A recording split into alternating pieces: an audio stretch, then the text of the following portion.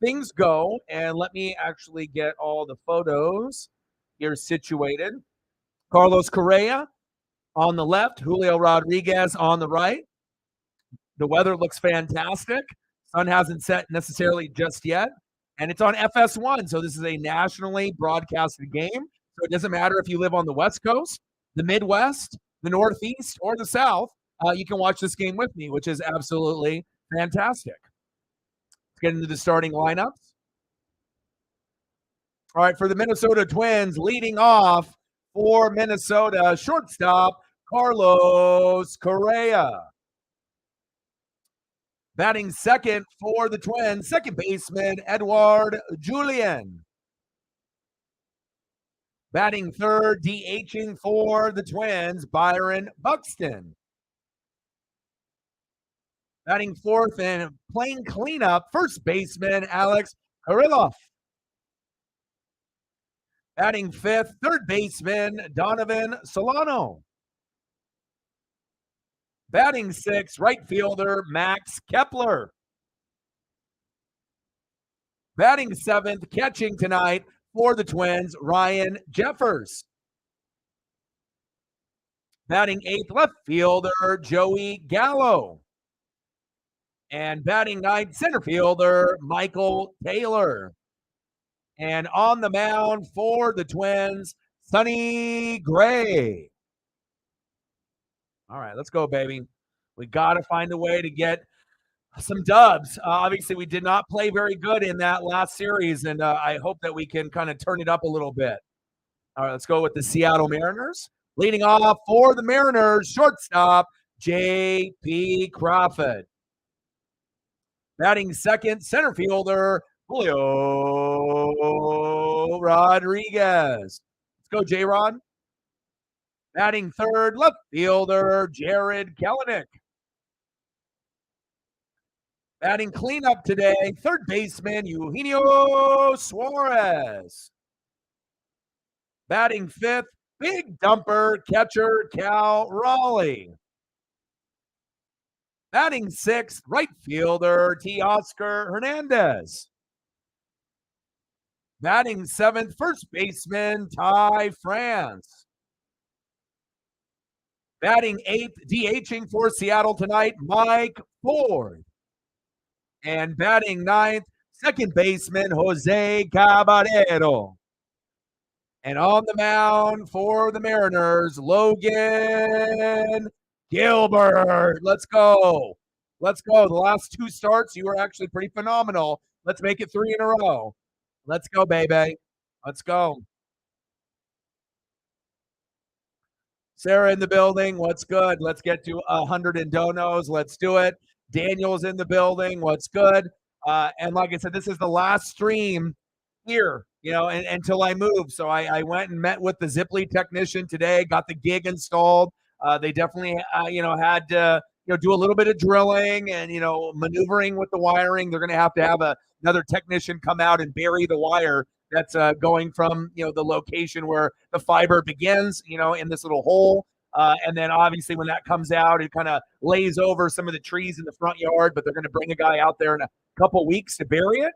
But as far as the internet, it works fantastic. And like I said, after I'm done with the stream tonight, I'm going to hang out with Paisley first thing in the morning. I'm going to move the computer, the desks, all the rest of the stuff that I have here, drop it off, come back. Then my dad's going to come through. We're going to grab the couch and the lazy boy, and that's it. And then I'll start as soon as I get back, around probably 11:30.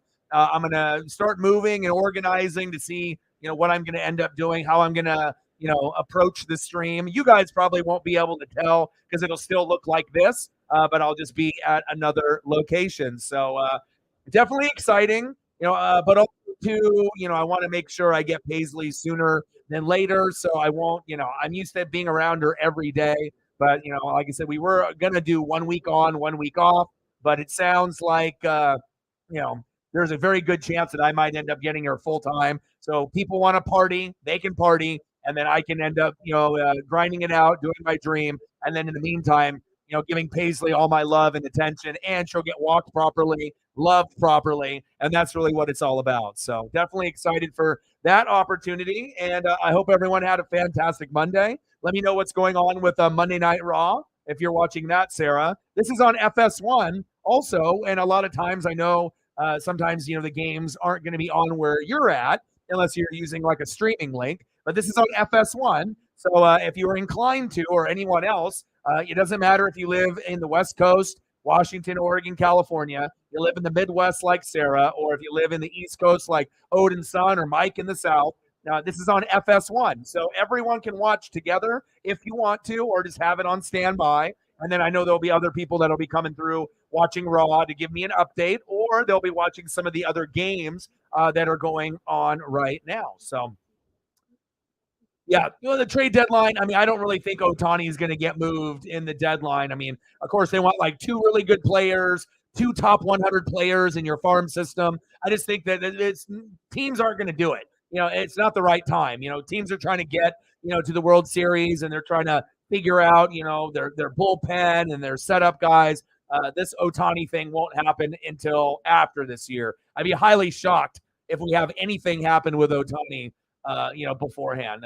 There's just way too many complications with players, money to be able to come to an agreement with a player that arguably is the most valuable in baseball. So, all right, well, no worries. Well, like I said, if you want to, it's on, and like I said, I'm going to be grinding it out. How are you feeling? Are you feeling sick from that medication? What's up with you? You okay? Hopefully things are going all right, and I appreciate you helping out on the Twitter side, and we'll see what we can get with some of the goats to come through.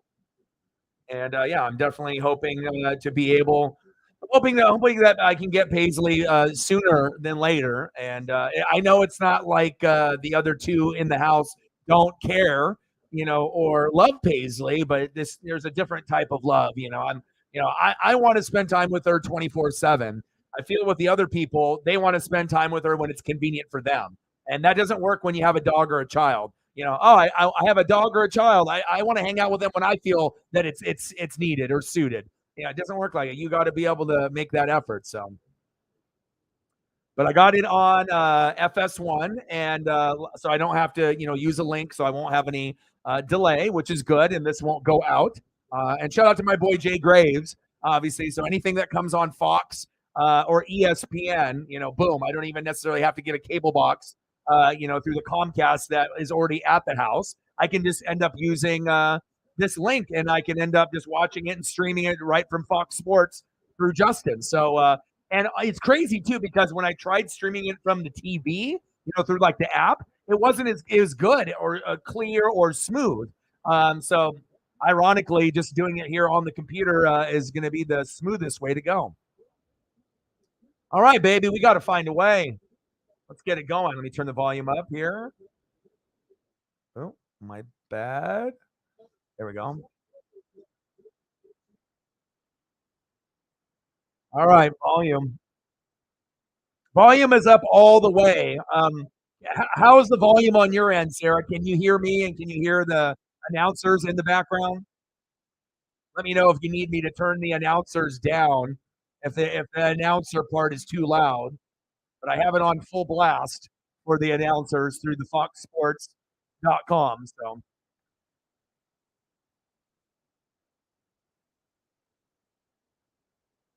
all right, baby. Logan Gilbert on the mound for the Mariners. Let's go. Let's go, baby.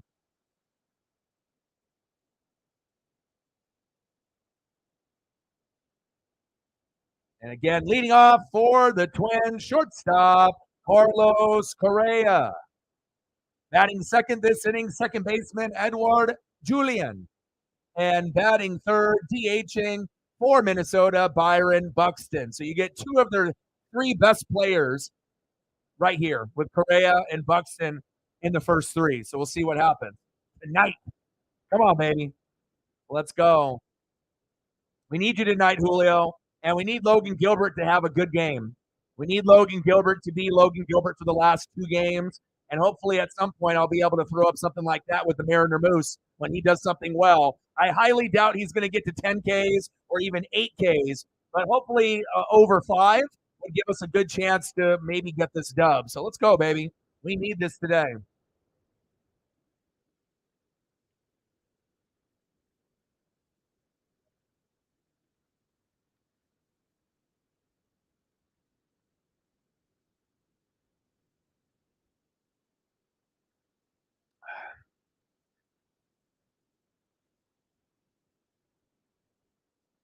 Arenado did. Nice.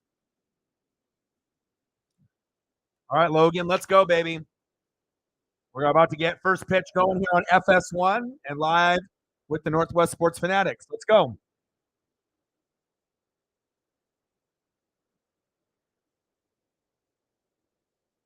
First pitch. Pitch is high and inside. 1-0 count. Correa, 232 average, 11 homers, 40 ribbies in 2023. Let's go, Gilbert. Pitch right on the corner inside, 1-1 count.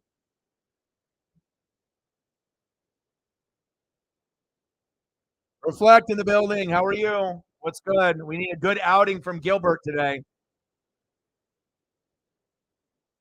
Chopper, foul. 1-2 count. And this is a very critical stretch since we did not play very good against the Detroit Tigers. You know, they won, what, 2 out of 3? We lost with Castillo. We lost with Kirby. We got one with Miller, but it hasn't been good. We played after the All-Star break, kind of like we played at the beginning of the year, like shit. So, Twins, Blue Jays, Twins. So if we can go like 7-3, that'll keep us, on pace with the other teams like the Blue Jays and the Astros and a few others. But if we don't go 7-3 or better, it's going to be tough. Maybe at the worst 6-4. But if we end up going like 4-6 in this stretch, we're going to slowly get behind more and more, and we're going to start fading from being a wild card possibility. So a very important stretch these next 3 series. Minnesota, Blue Jays, Minnesota. On the corner, got him. There we go, Logan. Doing okay? This is my last stream here. So my last, day with Paisley here. But it does sound like I might be able to get her full time. We're going to go like 1 week on, 1 week off. But I have a feeling that Paisley's going to not be happy with not me here, and she might act up a little bit. And at some point, I'm going to end up, I think, getting her full time. So that's exciting. And I met up with Zipling at the other location, got my gig installed, no setbacks. So as soon as this stream is over, I'm going to hang out with Paisley, and then I'm going to do the last move of my stuff tomorrow morning, and then I'll be all moved in. So Edouard Julien in the box, 285 average, 7 homers, 14 ribbies, batting second in the lineup. Cardiac in the building. What's good?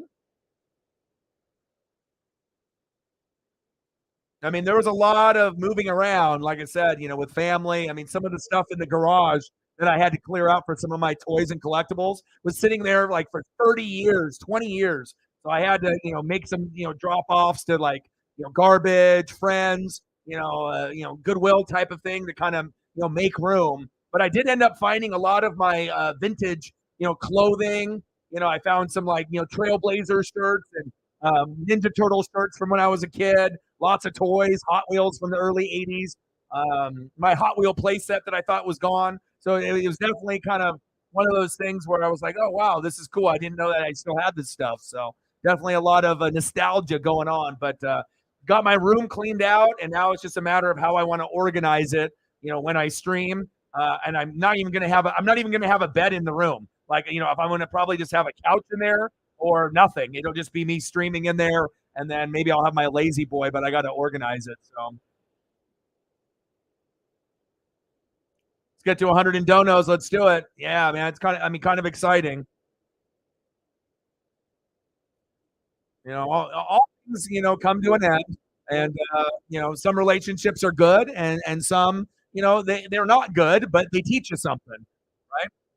We just walked him. Damn it. This is on FS1 if you want to watch along. Doesn't matter if you're on the West Coast, on the Midwest, or the East Coast. So I got it on the Fox Sports app through my boy Justin, who is the man. Oh man, it's so good. I mean, there were just so many things that I was ending up finding. I'm a huge toy collector too. So finding some old wrestlers, Hot Wheels from 82, 83, which I didn't even think I had. I thought I started getting Hot Wheels around 85 when I was 3. But lo and behold, I was, digging around, and I found Hot Wheels from like the year I was born, like 82, 83. Pretty wild. And a lot of them are in still pretty good condition too. So a little bit of money there. Lauren in the building. What's good? Let's get it, baby. Let's go M's. 0-1 pitch for Gilbert. Pitch is inside, 1-1 count. It's kind of crazy when you watch Logan Gilbert pitch. It looks like he puts everything in every pitch. You know what I mean? It's like he doesn't have the heater and he doesn't have the location like Kirby. He's just kind of average. You know, there's nothing really special about Logan Gilbert.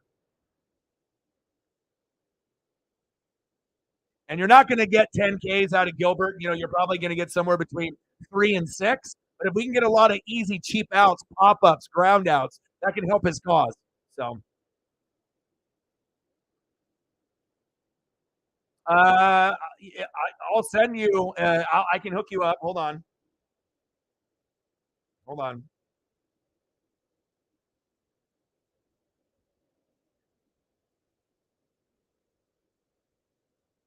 One sec.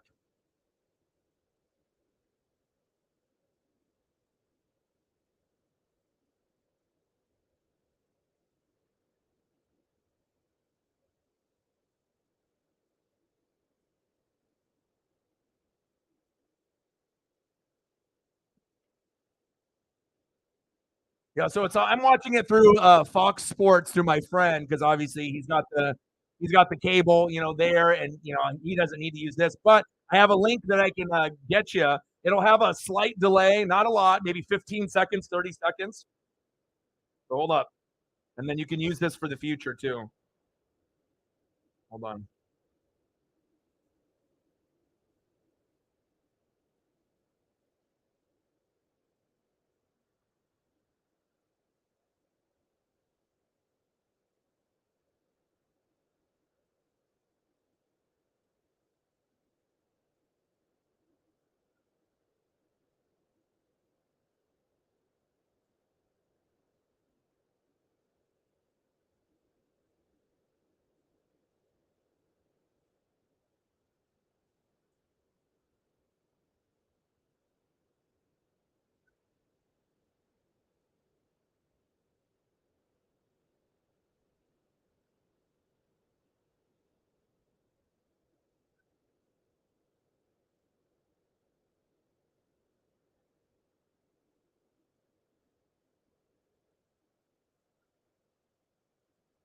All right, Lauren.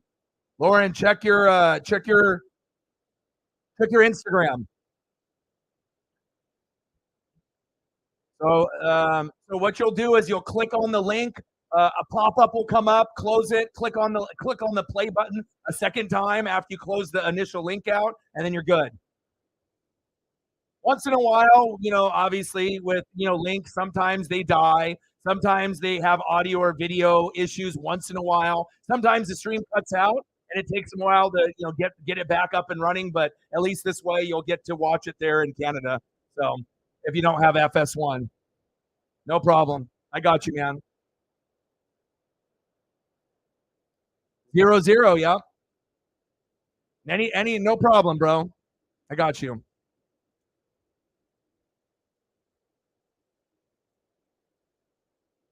There you go. Yeah. Wife wants to watch the Netflix. Got to get a little bit of Mariners in for your mental health too, right? Chief in the building. What's good, brother? How are you, bro? Let's go. 0-0. The game's on FS1 if you want to watch along. Or if you don't have FS1, I can help you out. If you need a link for the game, if you want to watch together. I got to see a little bit of that Mahomes, Kirk Cousins, and Mariota special. It's kind of cool being able to see Mahomes swear and just be real on the sideline. Fuck no, fuck no, fuck no. I'm not going out. Fuck no. Like, that's how they talk on the sideline, but you never really get that aspect. You got Andy Reid and Bieniemy pleading, that he's not going to, he's injured. He can't play. He's like, fuck no, fuck, I'm going back in. One more drive. Like, it's cool to be able to see them, in their raw element during the game or in the sideline. I didn't get to watch the whole thing. I only saw some clips, through Twitter and Instagram and whatnot, but I'm intrigued. And I heard it wasn't the greatest, but I heard it wasn't terrible. It was kind of like a watch. But from a lot of people that I've talked to, they said they have more respect for Kirk Cousins now watching that program than they ever did. So obviously that's something to kind of look into. Well, yeah, he's the best quarterback in the world, not named Joe Burrow. I'd be hella competitive too. because like I said, I mean, you are the modern day Tom Brady, Peyton Manning, Joe Montana, John Elway. And I think Burrow is very, very good. He's my second best in the league. You know what I mean? But Mahomes is still a little bit, a couple notches even above Burrow. Burrow is fantastic. And I hope Burrow ends up winning a Super Bowl one day. I really do. I think he's fantastic. And when we watched him at LSU, I mean, I'd rather have him win than Josh Allen. Obviously, I'd love Herbert to get to one, but I don't know if that's ever going to happen. If Herbert gets to a Super Bowl, they'll probably lose because they don't have enough around him. And he probably won't be able to do it with the Chargers because they're cursed. So it'll have to be him on another team. And then, so you got Mahomes, Burrow, Allen, Herbert, Hurts. I mean, and honestly, if you want to go in an order, I probably would go. I mean, if it's me, looking at like value, going ahead, I probably would go Mahomes 1, Burrow 2. I think I'd go Jalen Hurts, maybe even 3.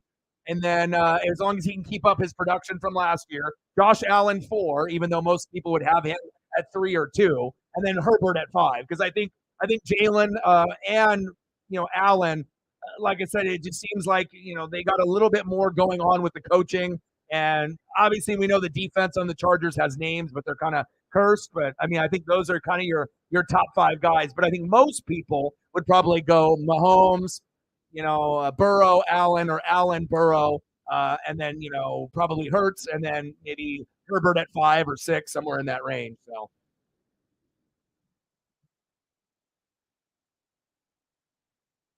Yeah, I like it, man. I like the competitive spirit. And you need that competitive spirit if you want to hang and be the best, even when you're hurt.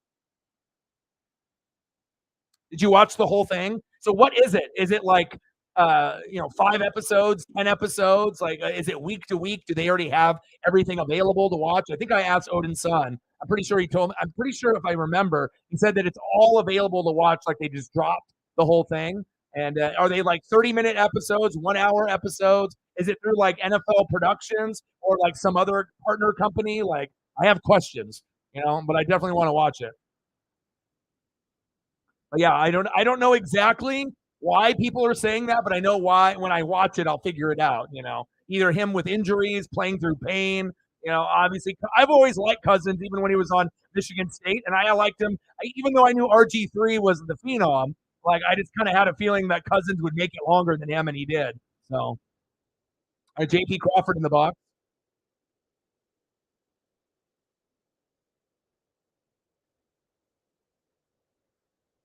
Yeah, but again, the Chargers are kind of cursed. You know what I mean? We already know that. JP, little pop up, one away. Damn it, JP. Next up, Julio Rodriguez. And on the mound for the Twins, because we don't want to be haters, we got to make sure we're keeping it 100. Sonny Gray. I remember him on the A's. All right, come on, Ems. But I mean, I mean, I know it's a lot of points. You know what I mean? But if it happens to certain teams, you kind of be like, well, Chargers being Chargers. It's like they have like a very hyped up team. They usually have one of the best like athletes. As far as like well rounded teams. But when it comes down to it, not Herbert, Eckler, and Williams and Keenan Allen. We're not really talking about them. It always is the O line, the defense, and the coaching and the play calling that just shit the bed. Everything else is pretty good. Herbert's awesome to watch. Keenan Allen's great. Mike Williams is awesome.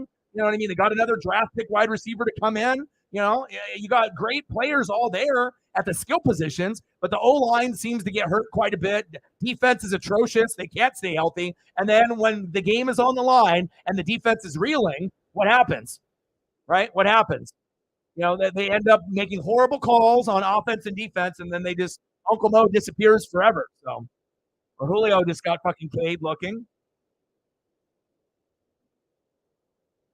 Well, there goes Julio. See you later. Come on, Julio. We need better than that from you. Next up, left fielder Jared Kelenic. Come on, baby. Let's go. Big swing and a miss. Yeah, and also on top of that, saying that they couldn't do it without Tyreek. You know, to be able to prove the haters wrong that, oh, you know, Mahomes is good, but Tyreek was really the one, you know, that helped out Kelsey and Mahomes. And it was true. I mean, we know how good Tyreek is. He's still a top 5 wide receiver in most people's books, right? But again, it's more than just having that dynamic player, especially if you can spread the wealth around. And that's what they did. Instead of just going to Tyreek and Kelsey, and then everyone else got minimal roles, right? They decided to say, fuck it, Kelsey, and then everyone's getting the ball. So then you don't know where the fuck it's going to go. Is it going to go to the running back? Is it going to go to the tight end, the backup tight end, the third tight end? Is it going to go to the wide receiver number 7? You never knew. And so it totally changed the dynamic of the way that the defense had to go against Mahomes. So at that point, if you're not getting sacks or picks, you're fucked. And that's pretty much what Mahomes did to, you know, anybody. So facts. 8 total. Oh, I got to watch them. Like 50 each? Oh, nice, nice. Brian in the building. What's good, Brian?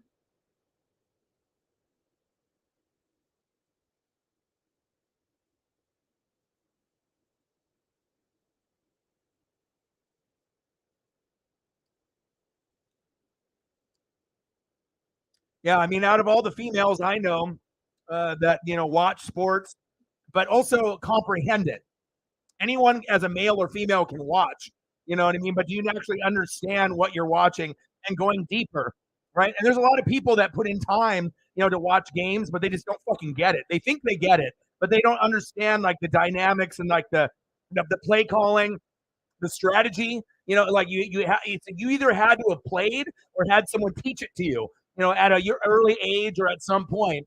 And yeah, your knowledge is definitely up there. I mean, I'm not really sure I know any other female. I know a lot of females that, you know, are passionate about like football or like a certain sport, but for someone that likes many things like me, that's why you're my lead mod, because I feel like you're the closest thing to me on the female side as far as caring, watching, and obviously understanding what we're watching on a very very high level on many sports and wrestling. You know, there really isn't anything that can slip between your fingers or mine in the sport of wrestling world. So that's why you know, obviously we're a good team together. That's big facts. Night night. Are we saying night night to everyone or only night night to the twins? That's who we need to be saying night night to. Nighty night. Hopefully we can get some homers today. Yeah, you know, but also it's coaching. Anthony Lynn, you know, Staley, all these guys are garbage. They need to be able to get the Sean Payton type of guy to be able to, you know, give them that stability until the Chargers and the Cowboys get a good head coach like a Sean Payton. If he would have went to one of those two organizations, things would have changed. Except he went to Denver. You know what I mean? And obviously with Russ, I mean, you're going to be able to help Russ a little, you know, but it's not the same. You would have got more out of Dak, and you would have got a hell of a lot more out of Herbert. You know, so anyone that wanted to talk shit and think that Herbert's not a top 10 quarterback or a top 5, you get a guy like that. You know, if you had a Sean Payton mentoring a Justin Herbert, I honestly think that he would be closer to Burrow and Mahomes than he is right now. You know, and I still think that right now Herbert is somewhere between 5, 6, and 7 overall. You know, there's going to be Burrow, Mahomes, Allen, Jalen Hurts. More people would go for those guys. But I mean, after those 4, I mean, Herbert, you know, is just as good as anybody else after that. And that is big facts. Let's get to 100 in donos. Let's do it. Popped up right there to T. Oscar. One away. I'm doing good. It sucks that the race got rained out, but I did see Martin Truex Jr. ended up getting the win today. I was at the other location with the Ziply guy. So I was not able to watch it. I didn't want to sit down and watch it, but I had to, you know, kind of monitor what he was doing. But I hope that you're doing very well. Yes, that is true. That is true. When Jerry is gone, that, you know, either if he passes or sells the team. But again, you know, if you can pair up a Sean Payton with a Dan Quinn, you know what I mean? That is finally when the Cowboy hype will live up. You know, to like we can get to the playoffs, win 10 to 13 games, not choke in the first round, and maybe even win 1 or 2 rounds and possibly get to an NFC championship game in like, you know, in 3, 4 years if you have those two together. You know, but if you don't, it's never going to happen. You know what I mean? Like, and plus, I think Dak has kind of hit his ceiling. I don't know if he's really going to get any better. You know, He's never going to be a top 5 quarterback. The best you can hope for Dak is being somewhere between like 8 and 12. You know, lots of skill. You know what I mean? But it just seems like he's been getting better from the 20 to the 20s. He's been getting better in the red zone. But it took him such a long time to figure out that his best friend Zeke is no good. You know, and now they got Pollard, you know, in the lead role finally. But you don't have Amari Cooper there anymore, and that was definitely a blow. CeeDee Lamb is good, and Gallup is good and whatnot, but you know, it all starts with that offensive line. And if they can recreate that offensive line they had in Zeke's rookie year when they had 3 Pro Bowlers or 3 Hall of Famers on the line, once you do that, that's when the Cowboys will be good again. But they're always going to be a team of controversy and a team that's talked about a lot, you know, but nothing is ever going to come to fruition unless they get a leader at head coach like a Sean Payton. $4 holla. Bang, bang, bang, boom, boom, boom. Bang, bang, $4 holla. Let me know what you want to see for photos, and I got you. Appreciate you. 4 doll hairs. Let's get to a hundo. Chief with a $5. Appreciate you coming through 3 days in a row, even if it's just for a little bit. Bang, bang, bang, boom, boom, boom. Bang, bang, $5 holla. Let me know what you want to see for photos. I got you as well. And again, this is my last day here, which is a kind of a emotional thing. You know, it's like I you know, for me with the ex-girlfriend and her daughter, you know, that doesn't really affect me. It's really more Paisley. But again, it sounds like there's a good possibility that I may get Paisley full time just because they don't want to deal with her. You know, and maybe they want to go do their own things. And you know, when you have a dog or a child, you can't you know, make them a priority when you want to. You know, the priority is every day, 24/7. So if you're not going to be like that, don't get a fucking dog or don't have kids. You know what I mean? You got to make sure that you give that child or that, you know, puppy or cat that proper love. And you know, I want to spend all my time with her 24/7. And I feel with the others, you know, it's just when it's convenient for them. And that's not a way to treat a dog whatsoever. So I'm, like I said, I'm going to be all moved in tomorrow morning. So, and then I'll get set up and I'll stream tomorrow evening from the new location as long as I got everything proper, which I think I will. So, top of the second, 0-0. Gilbert on the mound. The game is on FS1. Jeffers in the box. And appreciate you guys very, very much. It ain't first, you're last. Ricky Bobby. We've missed you. Big swing and a miss. 1-1 count. Yes, appreciate you guys very, very much. 9 doll hairs. Let's get to a hundo. Ryan says Cowboys good in 2040. Well, there's no guarantee even in 2040 by then they'll be good. I mean, like I said, they're not terrible. It could be a lot worse for Cowboy fans. Imagine if the Cowboys were like a 5-win team every year and they still had the fans acting the same way, you know, which they probably would. You know, they're going to be in the glory days, you know, the 92, the 93, the 95, you know, and nothing can take away from that 4-year set, you know, where, again, you know, if Dion didn't go to the Niners in 94, you know, there's a good chance that the Cowboys could have had a little, you know, little four-peat there, you know, or at least been contending for it. So, some Nolan Arenado, okay. A little chopped single there with 2 outs and a 2-2 count. All right, I'll get you some Nolan here in the commercial break. Appreciate you. First hit of the game for the Twins in the top of the second.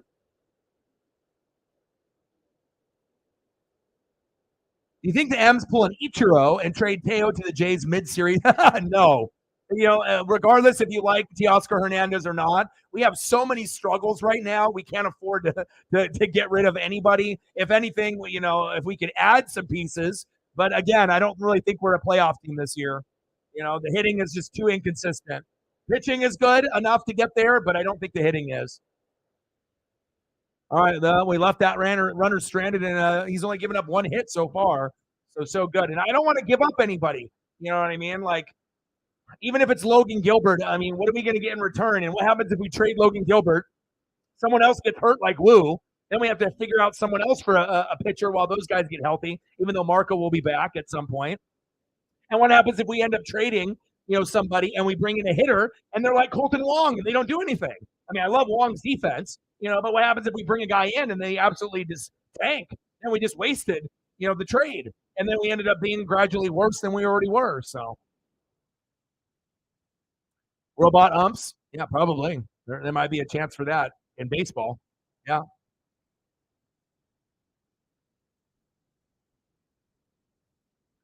Oh, nice, nice, nice.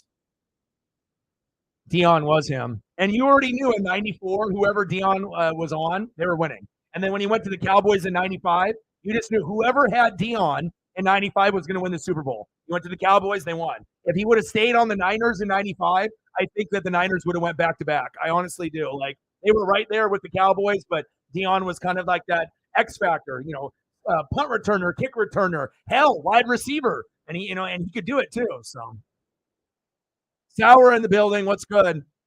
And this is a very critical series, Sauer. Twins, Blue Jays, Twins. We need to go 7-3 in this stretch, or our wild card dreams might be over. We didn't play very good against the Tigers, lost 2 out of 3. This next 3-game stretch, or a 10-game stretch with the 3 series, Twins, Blue Jays, Twins. We got to find a way to beat the shit out of the fucking Twins, and hopefully win 3 out of 4, and then try to win as many as the Blue Jays as we can. But again, the way that we've been playing as of late, if we have a 10-game stretch, it kind of feels like we'll be 4-6 or 5-5.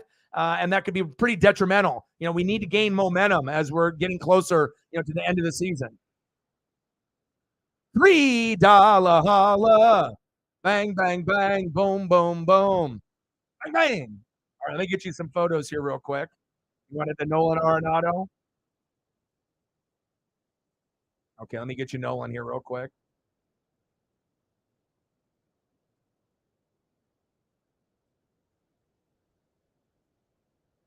Appreciate you, Sarah.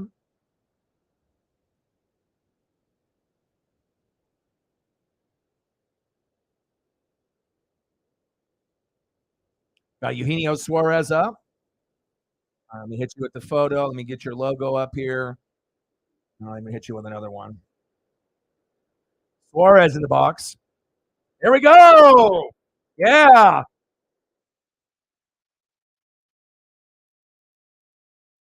There we go. We got a hit now, too.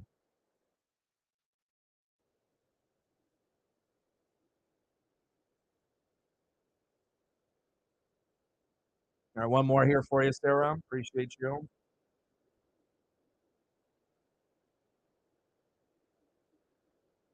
Appreciate you. Thank you so much. Chief, let me know what you want to do for photos. I got you if you want any. Nice hit there by Gino. And we need that. We need you today, Gino. Let's go, baby. Next up, Cal Raleigh, 221 average, 12 homers, 36 ribbies in 2023. Let's go, Big Dumper. Game is on FS1 if you want to watch along, or if you need the link, let me know. 12 doll hairs. Let's get to a hundo. Another little bloop single.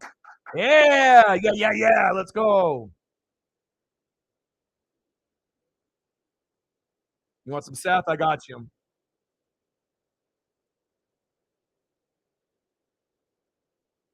Yeah, well, normally before when I had the Ziply TV here, I had the live broadcast through Root Sports, so I should have been, just live, right? Then, sometimes I would have to like do a link, and then I would be, maybe about 15 to 20 seconds behind instead of being live. Now I'm watching it directly through Fox Sports live on FS1. So, I mean, I guess it just depends on the providers, on who you got. So,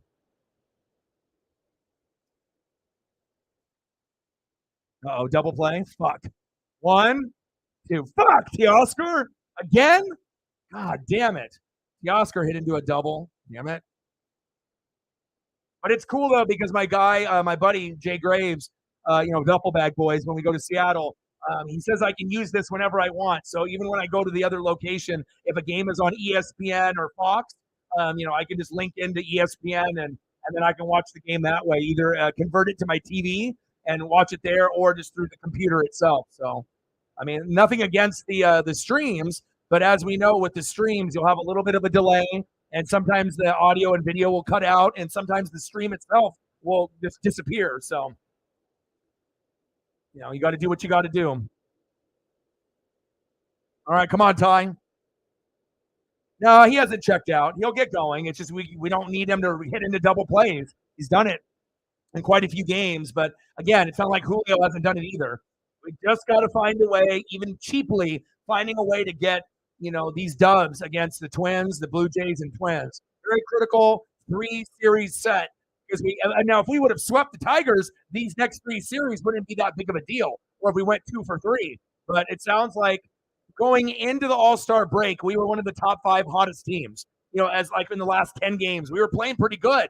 We're like, oh, wow, look at the Mariners, right? We were playing good. We actually got above 500 when we should have been maybe a game or 2 below. But then as soon as the break ended, Uncle Mo fucking got off the couch. Uncle Momentum, he fucking left. He took his bags, packed up all his shit, and he took off. And we played like shit, especially when we lose with Castillo and Kirby, that we're not doing very well. But at least we got Bryce Miller with the win, But we're playing like the Mariners from the beginning of the year where the pitching is somewhat decent, but we can't hit at all, And when you get 5 hits or less and you can't even manufacture 5 runs, you're going to lose a lot of games in Major League Baseball. So I don't fucking know, dude. Come on, Ty. And this is the second time, obviously they decided to Ty. Jesus Christ, terrible. Fuck, Ty. But it's just terrible to Ty.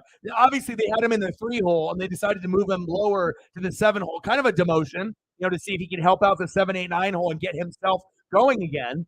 But he has just not been good this year. He was an all-star last year, but his numbers are really underwhelming.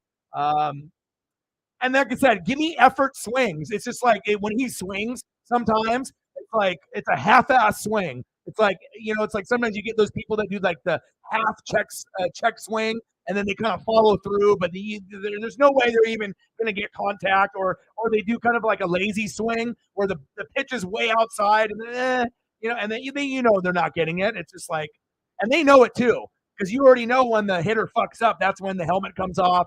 They throw it into the dirt, slam it in the dirt, the bat gets broken, they throw the bat on the ground. But overall as a team, the hitting has been atrocious. You can't expect the Mariners to make the playoffs, even if our pitching unit is top 10. As far as talent, if you can't bat over 220 or 230 as a team, we don't even have one guy batting over 300. I mean that is alarming. But I still think that we can do well in these next 3 series, and I still think that we have a chance, a very, very small chance, to contend for the wild card spot at the end. But if it comes down to the Astros, the Mariners, and the Blue Jays, you already know who's going to be the odd team out. It's going to be us, unless things can turn around. If we can get Marco to come back and he can continue to be great, 4-1 record, and he can pile on some wins and get to maybe 7-1 or 8-2 if he gets a few more starts, and we can start just getting a little bit of a rally, maybe actually get one guy to hit 300 or possibly 2. I mean, it's crazy to think that if we could, hire our batting average and get them up to a point where we have a couple guys batting 290 or 300, that could be a huge difference for us moving forward for home runs and ribbies. And we're a terrible home run hitting team. We're a terrible hitting team. We're a terrible team hitting into double plays. Our base running isn't the greatest either. We can't throw anybody out from fucking home. Our catchers can't throw anybody out typically. So we have a lot to change as we go into next year. Hello, Angels, Ohtani. Top of the third, 0-0. So that's a good sign for Logan Gilbert as he gives up a big knock going all the way to left field. Get it, Kelenic. Taylor with a nice hit. Nice leadoff double there from Michael Taylor.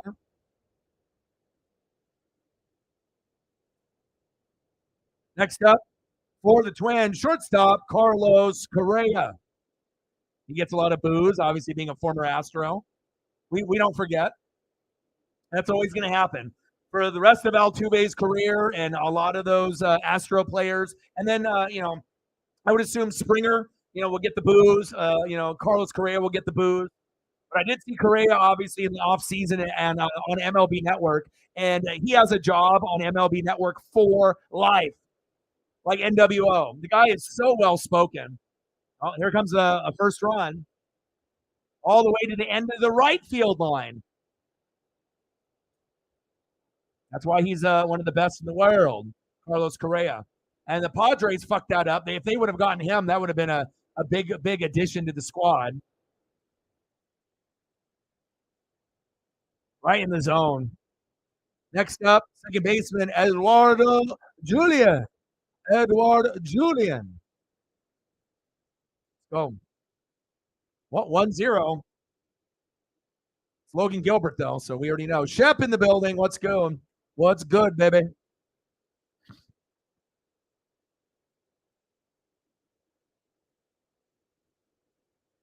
I mean, if you like the City Connect, get it. Yeah, represent whatever you feel that it suits you, man. Anything Mariners, if you're a Mariner fan, is going to be dope. So it's just whatever you feel. If you can go, and order one, and then whatever. And like it depends also too what shirts and jerseys you have if you're trying to match. So usually that's what I kind of look at too to see what I got and if I can match some of my clothes and my hats and whatnot.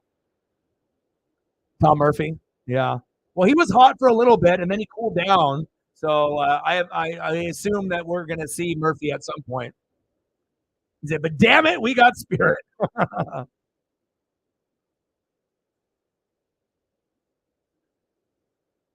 Who? Carlos Beltran? How are you doing, bro? Like I said, 2023 has been very challenging. July has been, one of our most challenging months that I've ever had on the channel. Some, streams we had hit the goal. Some streams we'd hit zero, or like five, and it was depressing.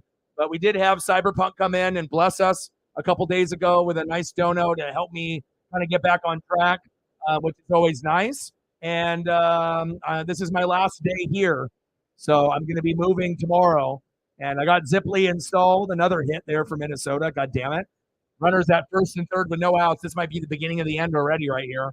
Might have to pull Logan Gilbert already. Not good. I mean, we already got a 1-0 lead, and just like in Logan Gilbert fashion, you might have one or two good starts, and here we go. Right here, here's the shitty Logan Gilbert all over again.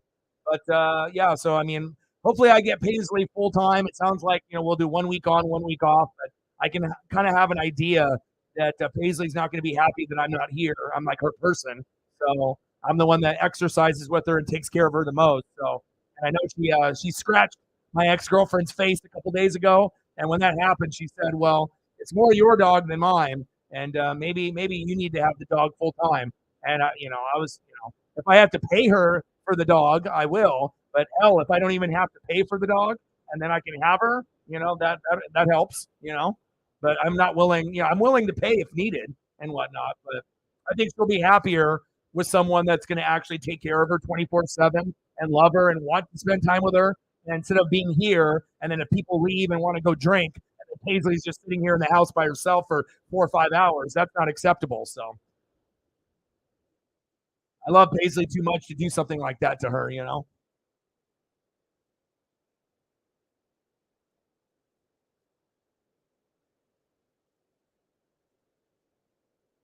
No, obviously, donos have been terrible, and a lot of the mods haven't been showing up.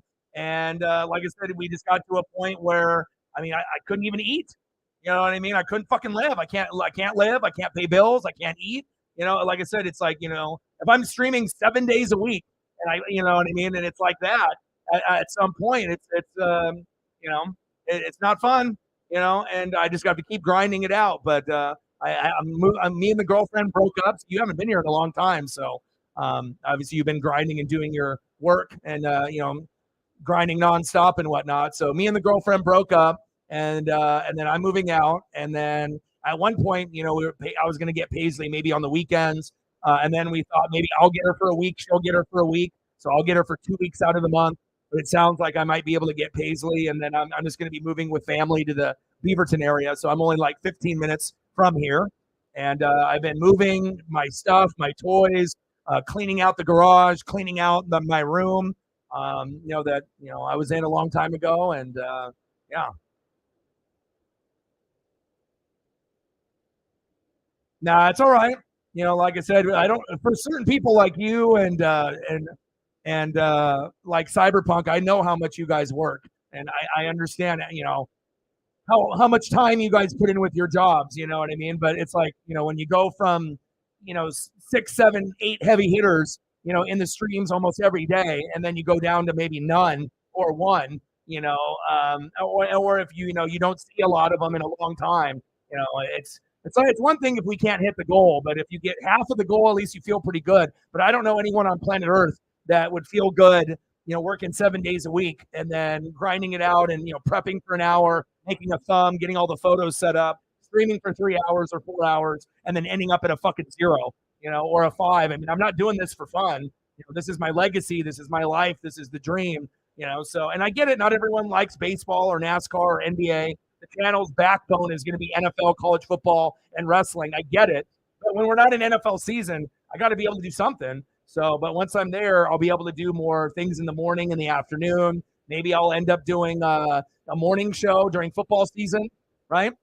So we can do that, and maybe some reaction videos, maybe some shorts. I don't think I'll do TikTok or whatever, but if I was ever going to do that, it would be like shorts, 30-second, like, top fives or sleeper fantasy, stuff like that. So there's other things that I'm going to have to do to be able to get us to 20K, because obviously we're not getting enough support from the people, the tube, or people sharing, or with the raids, to get us there. So I'm going to have to do uploads and some shorts and stuff to try to lure in some people that have no attention span, where their attention span is, like a fly, where they can only watch something for 10 to 30 seconds. And, they don't have any patience for a live stream or don't realize that we got a good group here. And if that's what it takes to get someone to come to a live stream, if I have to do some shorts or uploads, then so be it. So. Yeah, but like I said, we had some days that have been pretty good, but like I said, when you have days of 0 or 5, it doesn't make you feel good at all.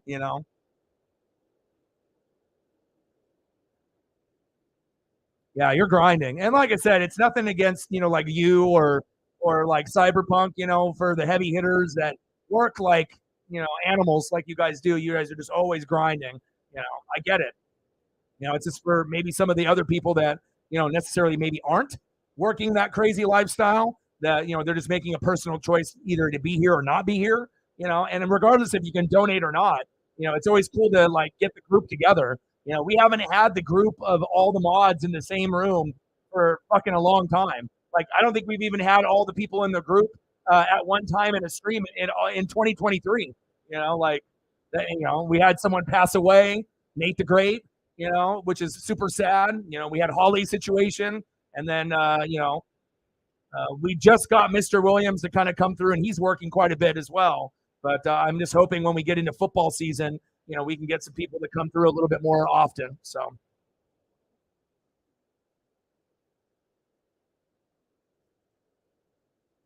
I appreciate that. And just even something little, I didn't tell you to do that on the Twitter side, and you just started doing it, and I really appreciate it. Usually it's you, Sarah, and then sometimes Cyberpunk will do it even if he's not here. So, well, usually a lot of the people that become mods for me, are either the people that are here every day, or the people that would donate, obviously consistently, or the heavy hitters that would support me the most. The people that are going to support me or the dream the most, those are the people that, obviously get into that consideration, from here and there. So, you can't stand Detroit anymore.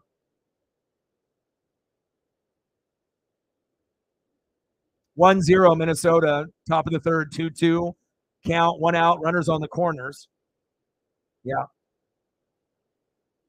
Yeah, I just feel bad, not necessarily even for me, but it's like if I'm grinding it out, and then we've gotten fans from like Japan and people on Twitter. So sometimes we'll have 20 people plus or 30 in the room and nobody's talking. So it's like you get people from maybe other countries and they're just watching me doing Mariner games or like Otani or whatever. But it's like the streams are always better when we have people talking. Instead of me and Sarah talking just to each other, even though there's other people watching, it's always going to be more fun when we have good conversations going, and that's the mods being here, and with the regulars being here. But if the mods aren't going to be here on a regular basis, then why in the hell are newbies going to be here if I can't even get the mods to be here on a regular basis? You know what I mean? So it's like we need to be able to have support. Like if people really want me to succeed and want me to be able to win and take it to the next level, and we enjoy each other's company, we need to have a better effort, from not only the mods but from the everyone else, to be able to get this channel to grow properly. Otherwise it's going to be a lot harder. I'm going to do everything in my power to do it. I mean, I've upgraded the thumbnails, I've upgraded the look. We got a scoreboard. Everything looks fucking fancy. I mean, this is the best that the channel has looked ever. But again, I get it. Not everyone likes baseball or hockey or basketball or NASCAR. I get it. But again, the football news has been so shitty. It's not like I can do football news because there's no fucking football news. Nice catch there by T. Oscar. Tagged up 2-0 Twins. Unless you think that the DeAndre Hopkins going to the Titans is big news.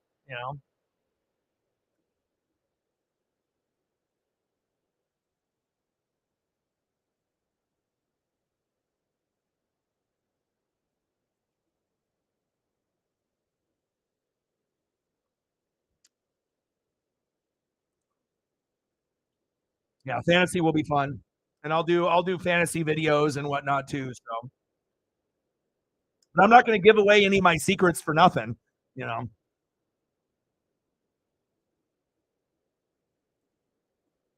MSU Detroit fan in the building. What's good? Yeah, and like I said, that's why I don't have any hard feelings, towards you or towards Cyberpunk. For people that are really heavy hitters and supporters of the channel, I'm never going to be upset with you guys, just because I understand how much you guys work and how overworked you guys get. And sometimes after work, you go to bed, or you go have a drink or have food and you hit the hay. It's like I get that because you guys are working so much. Not every person though is grinding like you two. So yeah, and I want you to be good. Your mental health is important to me.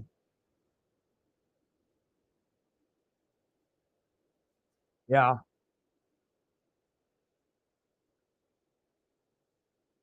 Yeah, fantasy is always fun, and it'll be competitive too. And usually, I'll have a couple females in the league, and it's not surprising to think that if a female can win the league, like Zini Panini, Sarah. There's a few people that I definitely could get to the championship game and win it all. They have the knowledge. So, I mean, hell, if you just come here and you actually just listen, and you're doing your own reading and film study, and then we have our discussions, I feel that you can learn a lot here, not only on the sports side, but the fantasy side, and apply that, to your team and the strategy. So, bro, you're going to get burnt out, dude. Why do they got you working mornings and taking an hour's sleep or two? Are you guys understaffed? They understand you're not a robot, right? Top of the third, 2-0 Twins. 2 outs, 3-2 count, runner at first. Come on, Logan. Yeah, we're fucked. 69 pitches in. Again, that's why Logan Gilbert is average. There's nothing special about Logan Gilbert whatsoever. Nothing. He doesn't throw hard. He doesn't have a good location.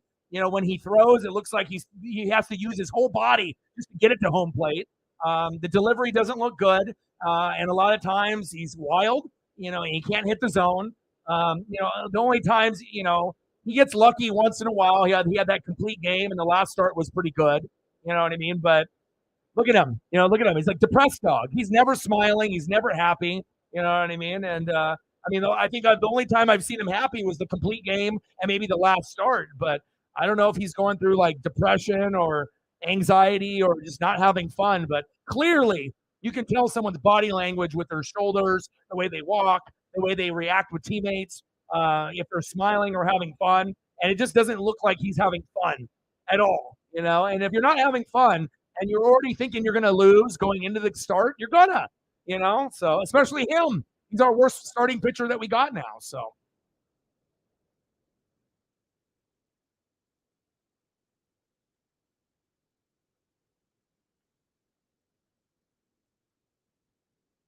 damn, you're doing the aircrafts all night, bro.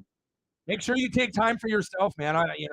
Especially for people that end up working, 8, 10, 12, 14 hours, or you're working an 8 or 10-hour shift, an hour or two sleep, and then another 6 to 8 hours. I mean, you can only do that for so long until you burn out. So, and I know you already know that, but I'm really happy that you're here. Like I said, I figured that you were going to show up within the next couple days since we haven't, like I said, I sent you the show, the Never Say Never with Jeff Jenkins. I don't know if you ended up seeing that. Chief with the 20, thank you so much. Cyberpunk with a share on Twitter, which is very much appreciated as well. But anytime I see a show that I think that you would like or Chief will like, I feel that our personalities, even though obviously we're spread across the country and we're all different, but I think we like the same stuff. But it's on Nat Geo. It's a bigger kind of plus size brother, and he loves to travel the world and do all these like amazing things that people think that he can't do.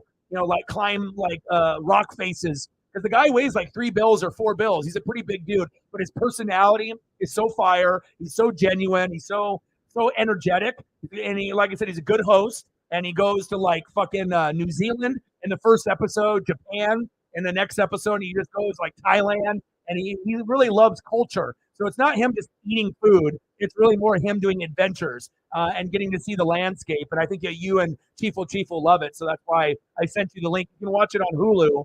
I believe, or like one of the streaming apps and whatnot. So yeah, but the first episode is one of the best because they go to New Zealand and there's all kinds of like crazy stuff that he does with the nature out there. So beautiful, man. Like I think that like when you can watch something like that, compared to watching like The Bear or Dexter, like some of these other things I've been watching.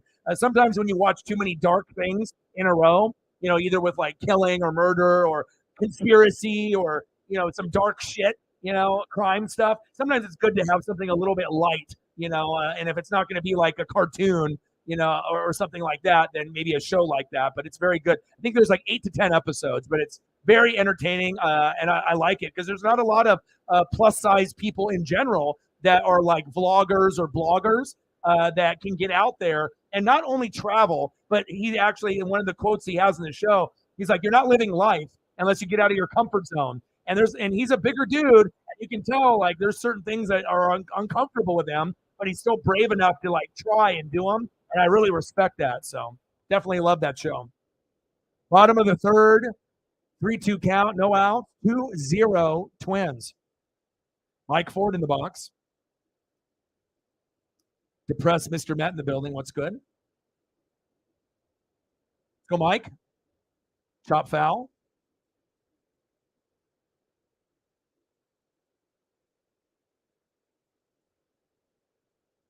Sonny Gray on the mound.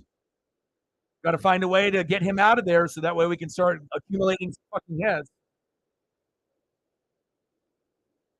Chopper towards Sonny Gray. Flip to first. Overhand throw. One away.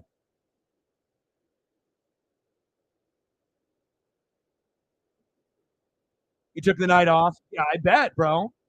You need to be able to talk to those people and either get a raise or let them know that this is not healthy, You can still be a dedicated employee, but it's not going to do any good once you collapse at work, due to not enough sleep, or making a mistake because you're, working so fucking hard. Yeah, we got the Chief one I'm about to put up here. All right, man. I'm glad that we were able, and you can use that link for the future, Lauren. You can use that for NHL, NFL, MLB, and so make sure you hang on to that. Appreciate you, Lauren. Go M's. That was dumb. Let's go for a bunt. Popped it up to the pitcher, idiot.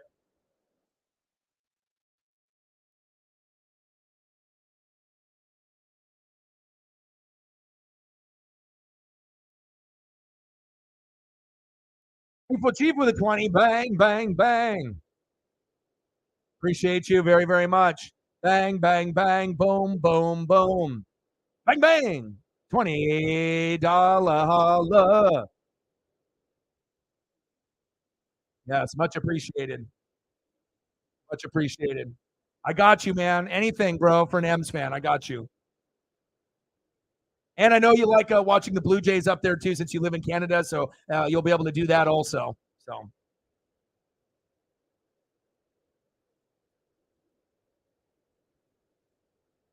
Yeah, we've got a few other Mariner fans coming through, but again, I feel like I'm gonna have to do like so much work, not only work 7 days a week, but I'm gonna have to do shorts, I'm gonna have to do uploads. I have to get another program to do reaction videos if I can. Like I'm gonna have to try to, not only work like a madman, but then I gotta take it to another. I gotta be like Shep at work, but doing YouTube. So there's going to be a lot of work that's put in, and hopefully that we can get rewarded with all that hard work. So. And I just miss the goats. I miss the mods. I miss the quality people. It's like last year we could have 5 to 15 people and it would be fine. We could still hit the dono number, have great conversation, and it was fun. But most people, if you have 20 people or less, depending on who's in the room, you may or may not be able to, have good conversation depending on who it is or get to a goal. So, but we're getting closer to football season, so at least that we have that going for us. And once we get into August, it's all downhill from there. With college football, NFL, wrestling, basketball will start up, hockey. Everything is going to be beautiful from August to February. So big swing and a miss. Got him, JP.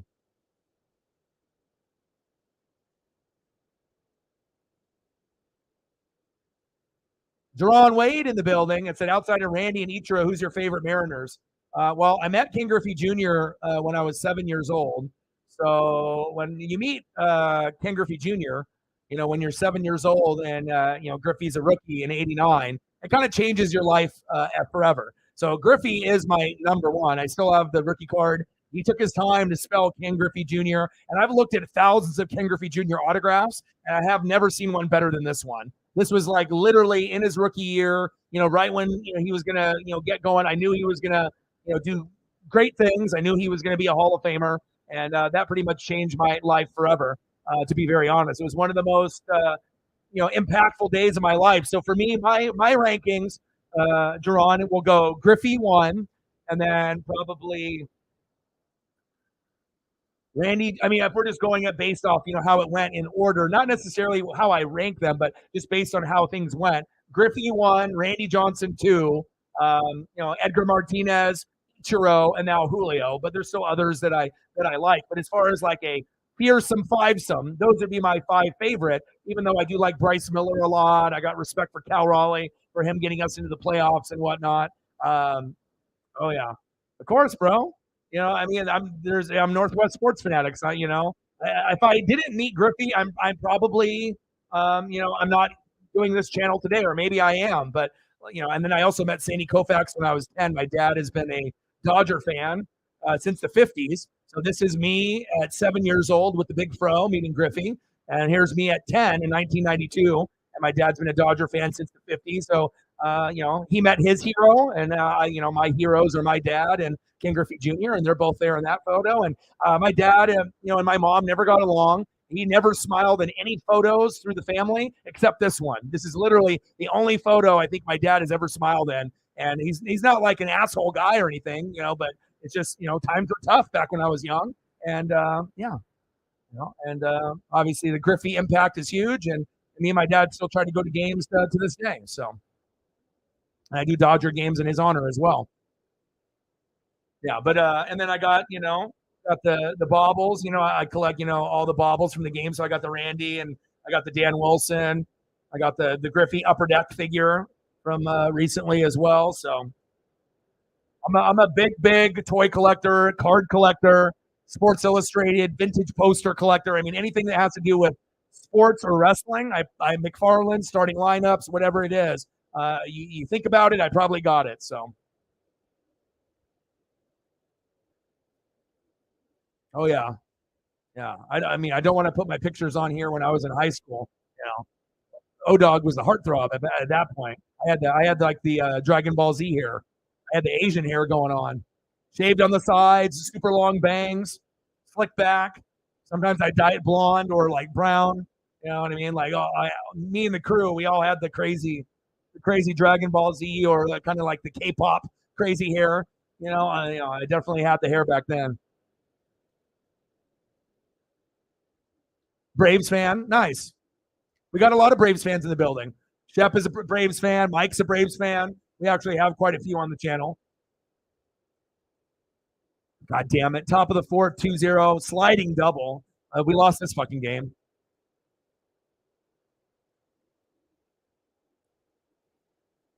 I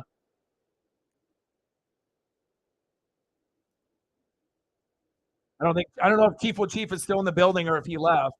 But once we go to the commercial break, I'll throw up some cheap photos for him.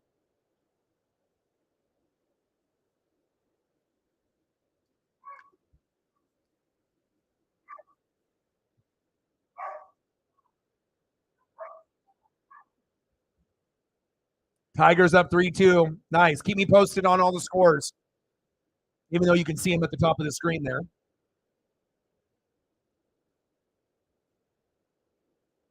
Oh, nice. Hell yeah. Yeah, but I think right now my favorite right now, obviously Julio, and then I'd probably go Bryce Miller and then George Kirby. I think those are probably my. I mean, there's a lot of guys I like on the team, but I mean, I like homegrown guys. No disrespect to Luis Castillo coming over from the Reds, but it's just like in the NFL. I'd rather root for a guy that we draft, like a Devin White. Even though he's disgruntled now and probably wants to leave Tampa and go to like the Eagles, right, or somewhere where he can win. Right, I like a guy like Levante David or Devin White. I'm a linebacker guy, but I like drafting guys rather than bringing in a Brady and a Gronk and an AB. That's cool. It helped me win a Super Bowl. You know what I mean? But it's like I'm not going to go buy jerseys of those guys. I'm not going to buy memorabilia. There we go. Kelenic with the catch.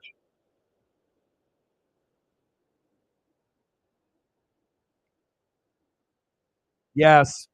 Good old Dale Murphy.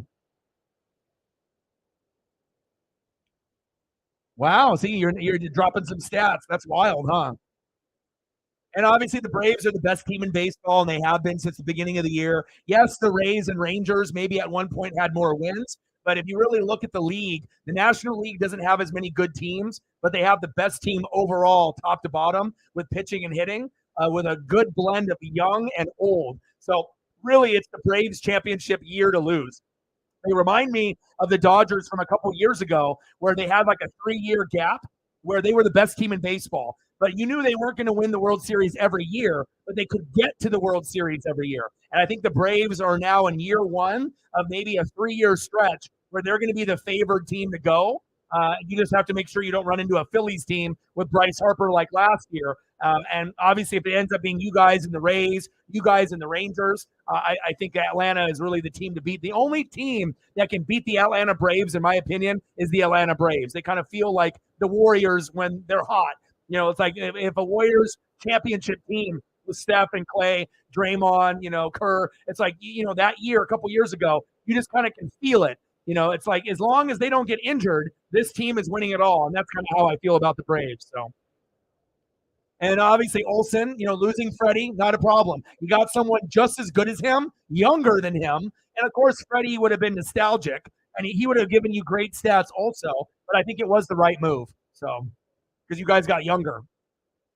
But but if you had Freddie, he would come in the clutch for you guys like he does for the Dodgers. I know Braves fans keep up with Freddie in his career. It's not like he's been shitty. He's been fucking fantastic. First ballot Hall of Famer.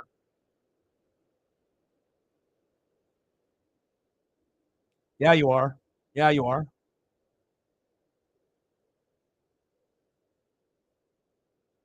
And like I said, even though, I'm a Mariner fan, I follow the league as a whole. So I'm always looking at standings. I'm always looking at pitchers, hitters, batting average, team batting average. And, because like I want to be able to understand the league as a whole, like on the NFL side. Most baseball fans, they'll follow their team and then maybe a couple of the good teams just to kind of see how they're doing, or maybe they just follow their own team. So when you're following the league as a whole for the MLB, the NHL, the NFL, college football, it gets challenging, to be able to try to be an expert on everything. But again, if you're a fanatic, we're not average here, and this is what we do. We eat, breathe, and shit sports 24/7.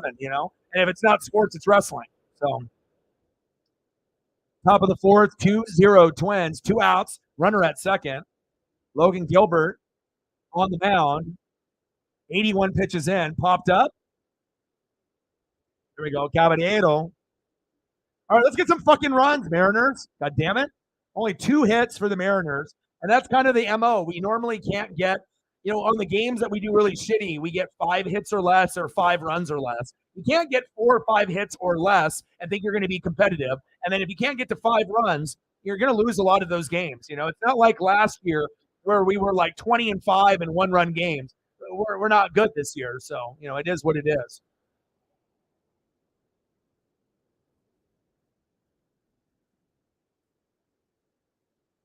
Oh, no, it's all good, man.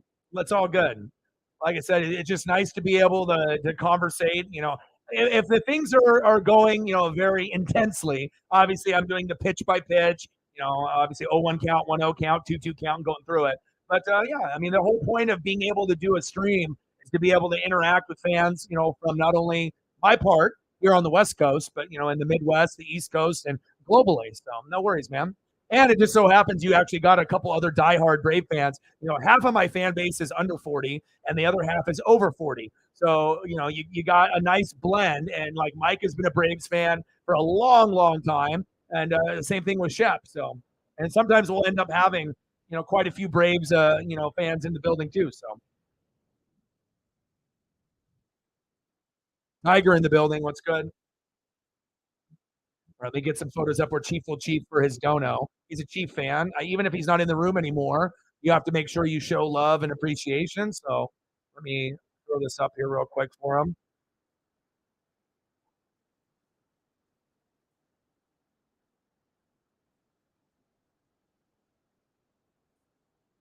Appreciate you, Chief will chief, with a 20 spot. Kansas City Chiefs Kingdom stand up against the Raiders.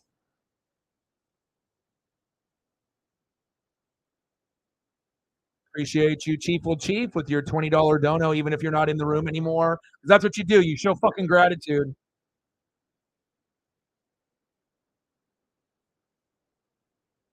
Let me hit him. I got to hit you with a Kelsey, too. Appreciate you, my bro. Little chopper to third. One away. Julio swinging at the first pitch like fucking usual. Dumbass. God, man, it's just so frustrating when you have someone that you love as a player that has no fucking patience in the box. Brutal.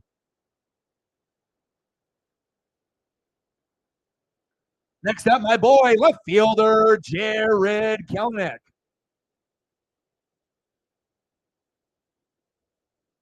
In the building. What's good? How are you?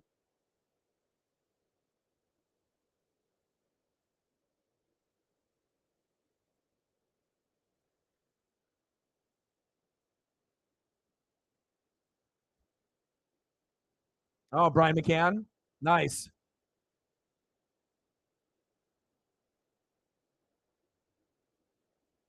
Oh, it's all good. You can swear in here. I'm not gonna, fuck. I swear probably a minimum of 50 to 100 times or more every stream. So it's a part of sports. I mean, if people can't fucking handle it, then obviously this is not the right stream. You just got to keep it 100. Not biased. Keep it real. Appreciate greatness, regardless if it's on your team or not.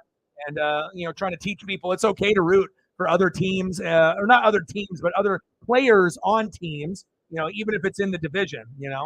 You never know, that guy that you're hating on that's in the division, he might be on your team in a couple years. So, got to appreciate greatness wherever it's at.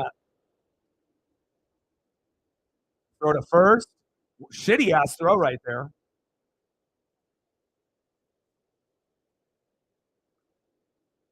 Kelenic.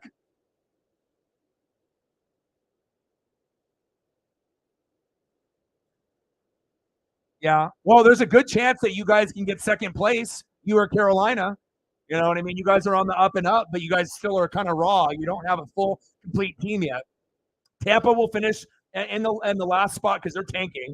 Of course, if you got Kyle Trask, Baker Mayfield, and Wolford, the Rams players, you're not trying to win. You're trying to get the first pick for Caleb or Drake May. So we're trying to get a top 3 pick or a top 5 pick. So we're going to be terrible. I hope we win 0 games, 0-3. But realistically, we'll probably win 2-7, but hopefully lower, closer to 2 than 7, right?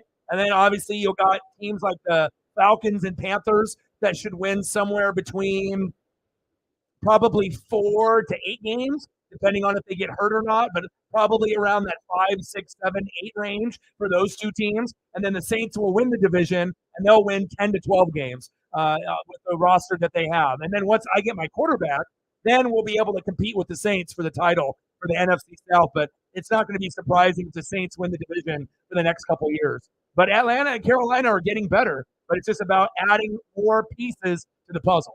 So,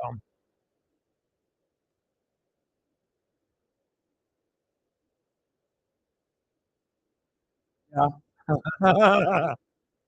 Hanging with a fiver. Oh, good. Yeah, we don't want you. We don't want you having any more injuries or going blind or having fingers get broken and legs being strained, toes being fractured. You've gone through it, so that's good to hear. Bang, bang, bang, boom, boom, boom, bang, bang. Eyes are good. $5 holla. Thank you so much. Appreciate you. Well, we only have 2 hits all game. Another global or national broadcast game where the Mariners are playing like shit. So, well, no one does. And honestly, with Baker, I don't even want him as my backup quarterback. So that should already tell you what I think of him. Can he show flashes of greatness? Yes. He just has too much personality, too much arrogance, thinking that he's like a Jalen Hurts kind of guy. You're not. You're never going to be. You know what I mean? If anything, you're going to be a backup the rest of your career. And then you're going to go from maybe being a starter for Tampa this year, getting benched, and then eventually being a backup second string, maybe third string, and then out of the league. That's just how it's going to go. I mean, he's just not good enough, especially when you get rookies coming in, each year. They're going to take spots of guys like Baker Mayfield and Marcus Mariota where they're never going to start again. Like they're getting to the point where this is the last chance for them, and I think they know it too. So $37 hairs. Let's get to a hundo and let me know what you want to see for a photo, and I got you. Appreciate you.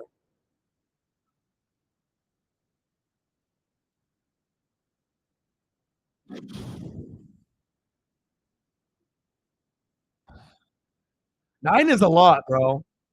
9-8. I don't think you guys have a team good enough, and this is just me being your boy and being real. 9-8. I don't think so, bro. I mean that if you go 9-8, that means that you swept the Panthers, sweep the Bucks, which I think you could do, but then that means you probably win one game out of the Saints, and then you have to keep doing very well throughout the rest of the schedule. I'm not saying it's impossible. I definitely think that the Panthers and Falcons will be better than the Bucks, but you're not going to be on the Saints level. But shit, I mean, if you guys can go 9-8, that would be awesome. But I just don't think you're there yet. I think you're still more in that 5 to 8 win range, 6 to 8 win range. But you never know. It's only one more win than 8, right? 8-9, 9-8.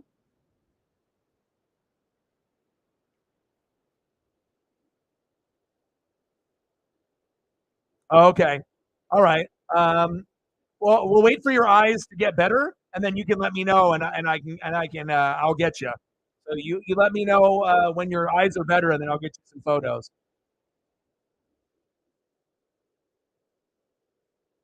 You know what's funny? Johnny Manziel is going to have a documentary coming out pretty soon. I really do like Johnny. Like, you know what I mean? Like, I know he was irresponsible. He had like the drug stuff and the drinking stuff, and then with Drake, and obviously winning the Heisman, and But anytime you can go into Alabama or play at Texas A&M at home with Mike Evans and win, or compete with the top end teams back then, he was must see TV for me. I loved Johnny Manziel in college. Of course, in the pros, it didn't work out. But I kind of have a soft spot for Johnny football. I really, really, I understand that he's a fuck up and he made bad decisions, and kind of has an addictive personality, and he got in the wrong crowd. His head got too big. He never, he's already had family, had money, so he wasn't really dedicated to the game. But I think Michael Vick was my first one that was like must see TV, and then after that was Johnny football. So. But Baker's terrible. But if we're talking NFL wise, Baker's better than Johnny. But Baker, we grabbed him in Wolford to lose. We grabbed these guys so that way we could purposely tank without saying we're tanking, because we're trying to get Caleb, Drake May, Michael Penix Jr. Preferably, I would want Caleb or Drake May, because I think Michael Penix Jr. could be good, as a lefty, but we got to really see what happens this year at UW. There is a chance they make the Rose Bowl and can win the division, but I'm not sure if anyone is really sold. I don't think anyone thinks that Michael Penix Jr. Can 100% get it done it's kind of like a work in progress. So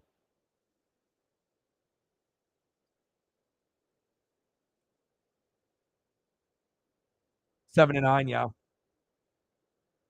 Yeah, he already knows John. He already knows that Johnny's out of the league. We're not dumb here. Okay. A lot of the people here are, been watching sports for 20, 30, 40, 50 years. So Logan Gilbert getting roughed up 2-0 Twins. Can we get some hits, please? But I'll tell you what, for skill position players that are young, right, after if Desmond Ridder isn't the answer, right, but what you got at running back, what you got at tight end, what you got at wide receiver, Drake London and Kyle Pitts and then Bijan, that's sexy. You know what I mean? Like fantasy and excitement. Yeah, O-line might be some dog shit. Defense might be some dog shit and a work in progress. But once you get that O-line and then that defense and that quarterback figured out, that's when you're going to take the next step, you know? You got guys that even if you lose, at least you'll be excited to see what Bijan can do, what Pitts can do. But you just need to be able to get the better O line, better structure, better defensive players, better coach, and then get a quarterback. If it's not Ridder, you got to be able to find that guy. So Matt's in the building. What's good?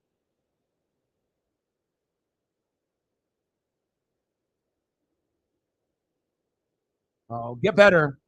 Get better.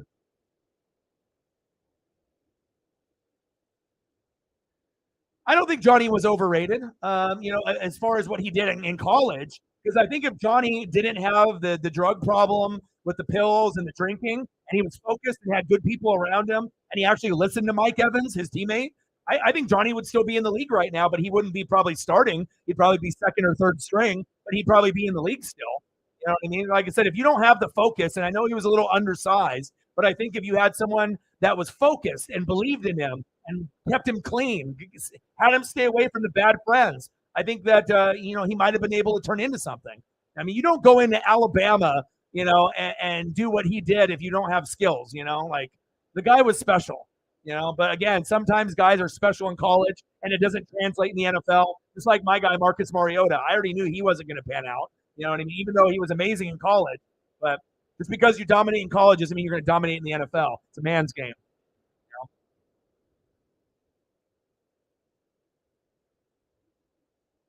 Well, if you keep grinding with those, Bijan, Pitts, and Drake London, there's going to be someone that you either draft, right, or a free agent that comes in that's a little bit better.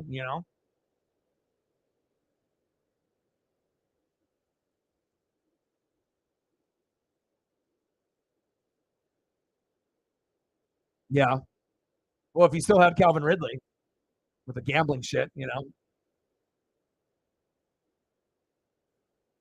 It is interesting, and he's going to get a lot of touches. So even if they're not that good of a team, he's going to be able to show out. He's got a chance to be like Brees Hall.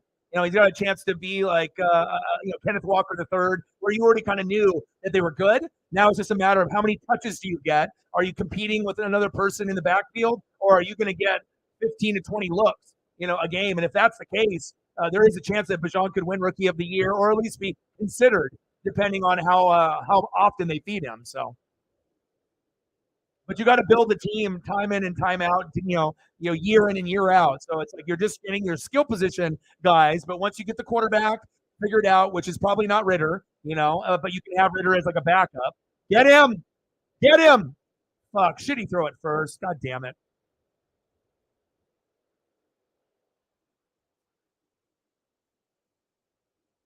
All right, what happened? Did we even get the guy there at first? I don't think we did. Now they're going to review it. I think he was safe at first, though. Jose Caballero playing shitty defense as usual. What kind of fucking throw is that, dude? He's safe. He wasn't on the bag. Call him safe.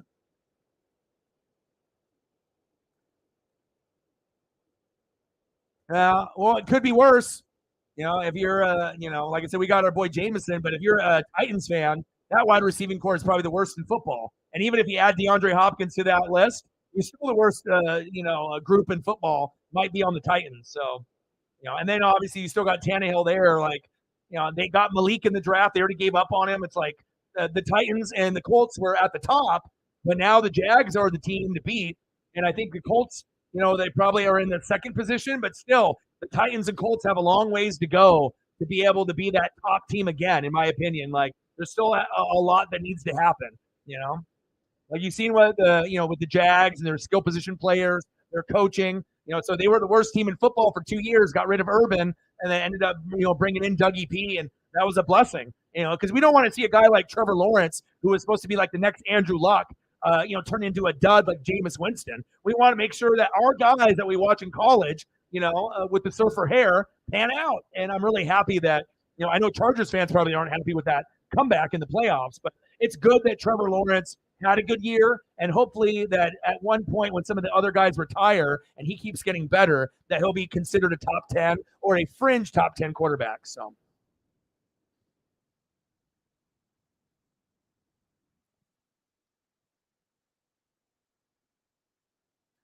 yeah, but if you're looking at Desmond Ritter, right, and if you're looking at Kenny Pickett and you're looking at Malik, I mean, does any of those guys really scream off the page like superstar? No.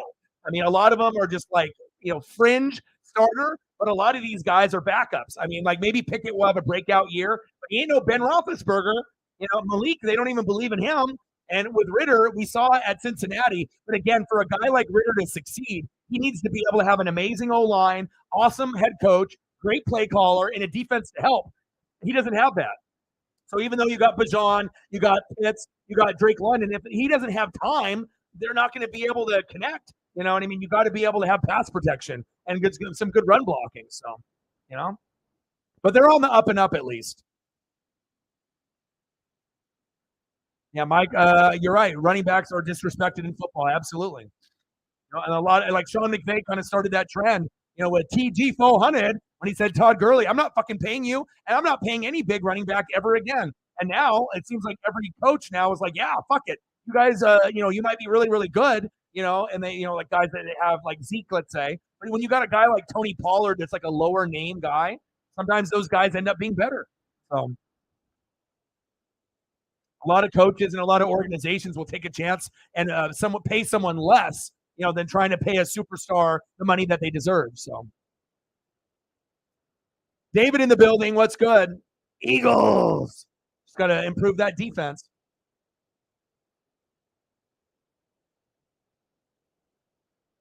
Yeah. $37. Let's get to a hundo. All right, come on, Teoscar.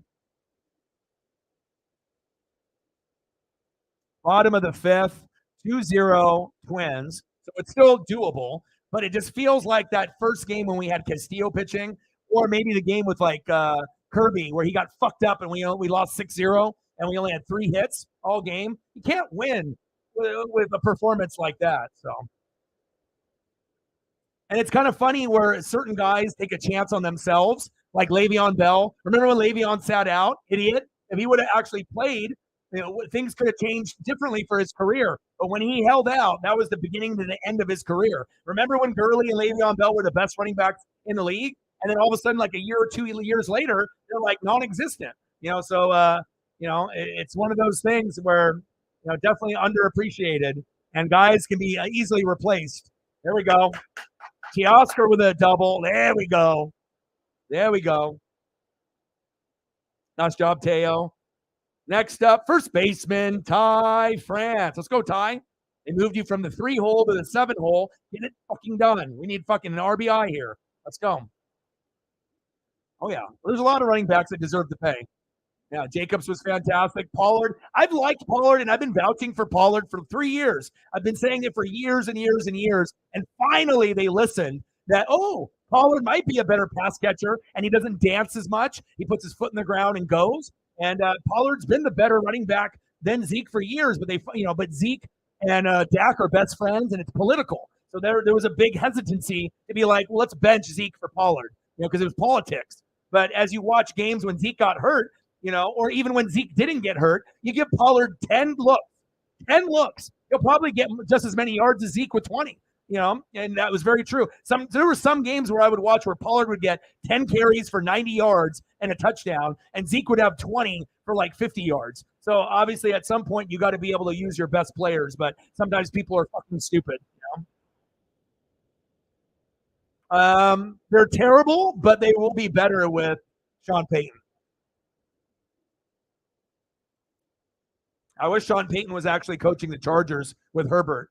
Or even though I know that, a lot of people are haters toward the Cowboys, but if they really wanted to be able to get respect from fans and people in the league, if you would have gotten him to go back home where he coached early in his career to the Cowboys, that would actually make the Cowboys relevant and respected. If you had Sean Payton and Dan Quinn, that'd probably be the only way the Cowboys could actually get to a Super Bowl or an NFC championship game, is if you had a combo like that. Because if you don't end up having something like that, and then also you need Jerry Jones to, let go of the puppet strings. Because when you have an owner that's too involved, it never works out.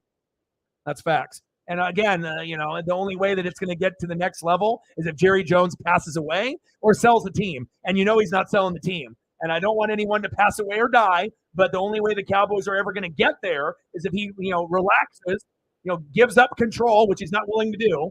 Like you see more of Jerry Jones than you do of the head coach. That's a fucking problem, But if they can get someone like a Sean Payton with Dan Quinn, then that's when you're going to take the next step.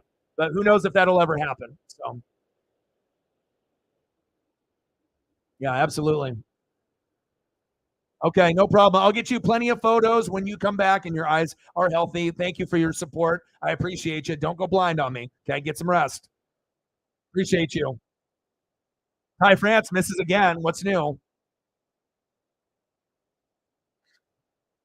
Come on, Mariners. God damn it. Oh, that's 100% true. Russell thinks it's his team. It ain't. It's Sean Payton's team. And I'm telling you, it won't surprise me if they bench him at some point in the season if he's not doing good. And but he will get more out of Russell. Russell's in better shape, right? There has to be a respect level where it's like, this whole thing with you and Sierra, thinking that you guys are like the president or like the Dalai Lama or you're like one of the kings, out there. You're not. Okay. Sierra's music is irrelevant. No one gives a shit about her anymore. And you are delusional. You're not good anymore. Like I said, and I don't know if you were slightly injured, but you look like, like a third string quarterback. So I think that he can get back to being, instead of a third string quarterback, to maybe a first string starter. But I guarantee that, if Sean Payton, can find someone else to replace Russ in a year or two, he will. Because it's his job on the line and his legacy, not Russ's. And like I said, especially if you're going to get someone that has that arrogance, and that if Russ is going to be acting and talking like he thinks he's Tom Brady, Joe Montana, Patrick Mahomes, guess what? You're not. So but in his head he probably thinks he is. He's a long ways away from being where he was when the Legion of Boom and Marshawn Lynch were there with him, when he was at the elite, when he was one of the top 5 quarterbacks in the game, which he is no longer. So, and that's just keeping it real. Pizzle in the building. What's good? Dolphins. Fins up in the building. What's good, brother?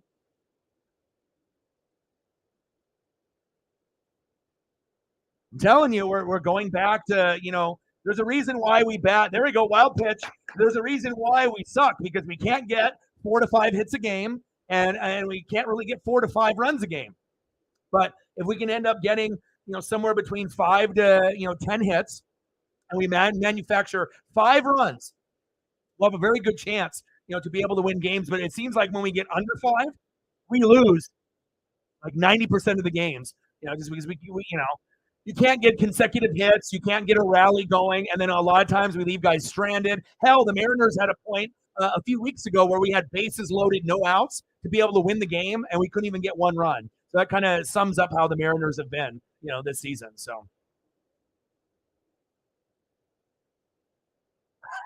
Yeah, I don't know what's going on with him if he's injured. We already moved him from the 3 hole to the 7 hole, but we'll see. Yeah, I mean, he could probably start all year, because I don't think they're going to make the playoffs, and I think they know it, but they need to see improvement from the board, from, going, from a couple wins and then trying to get closer to like 7, 8, 9. Of course, Denver's goal is going to be 10 wins and a wild card, trying to get 10, and that's probably not going to happen, right? So at some point, I would not be shocked if they get rid of him or try to, but the thing is, if they try to trade, right, who the hell is going to want Russ at this point? Because if you can't do it under Sean Payton, you're not going to be able to do it anywhere. You know what I mean? So I know that I wouldn't want him. on my team, and I know a lot of people wouldn't want him either. Hell, I would rather have a rookie, come in that was a little more well touted than grab someone like Russ at this point in his career. So his best days are already behind him.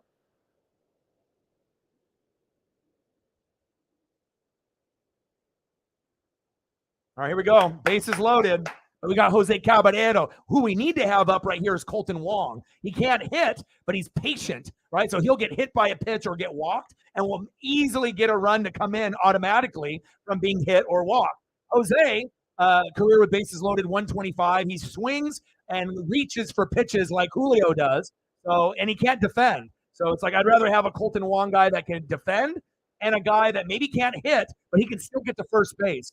I know that sounds weird, but watching every game of the season, I hated Kolten Wong in the beginning. Took him like 44 at bats to get his first hit. He was batting like .50. But then as the season went along, Jose did good. He got that spot from Wong, but now he's been fucking up on defense, and his hitting hasn't been very good. So now I'm kind of more on the Kolten Wong side, because I know he can't hit, but he's crafty. He can get on base, right? And he's a better defender. So sometimes you got to look at all aspects of the game. So let's go. But we are going to see an improved Russ this year, but I don't think they're going to make the playoffs. But again, you never know. Like I said, football is one of those crazy things where you can go from worst to first, or worst to second, third to first, third to second. So just because you finish in third and fourth doesn't mean, there we go. There we go. Nice job, Jose. Finally, an RBI from Jose. Batting 125 with bases loaded. Let's go. Jose Caballero. Yes. There we go. There we go. Next up, shortstop, J.P. Crawford. Let's go, baby.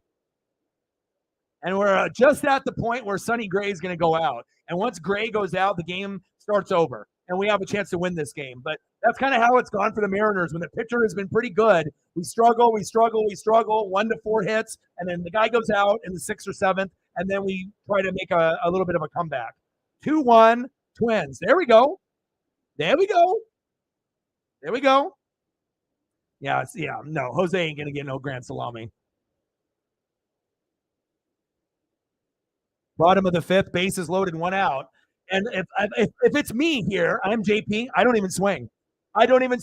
Right here, be patient, don't swing, and try to get him to throw 3 strikes in a row, which I don't think he can. And then we automatically get another run in, boom, 2-2. That's what I would do. But again, I'm not JP Crawford. I'm not Scott Service. But if it's me, I just, now you have a pop-up right here, and now we go 2 outs. But I highly doubt that he would have been able to throw 3 strikes in a row. We would have been able to get to the count to probably 3-2, and maybe he gets walked, or 3-1, and then he gets walked. But it is what it is.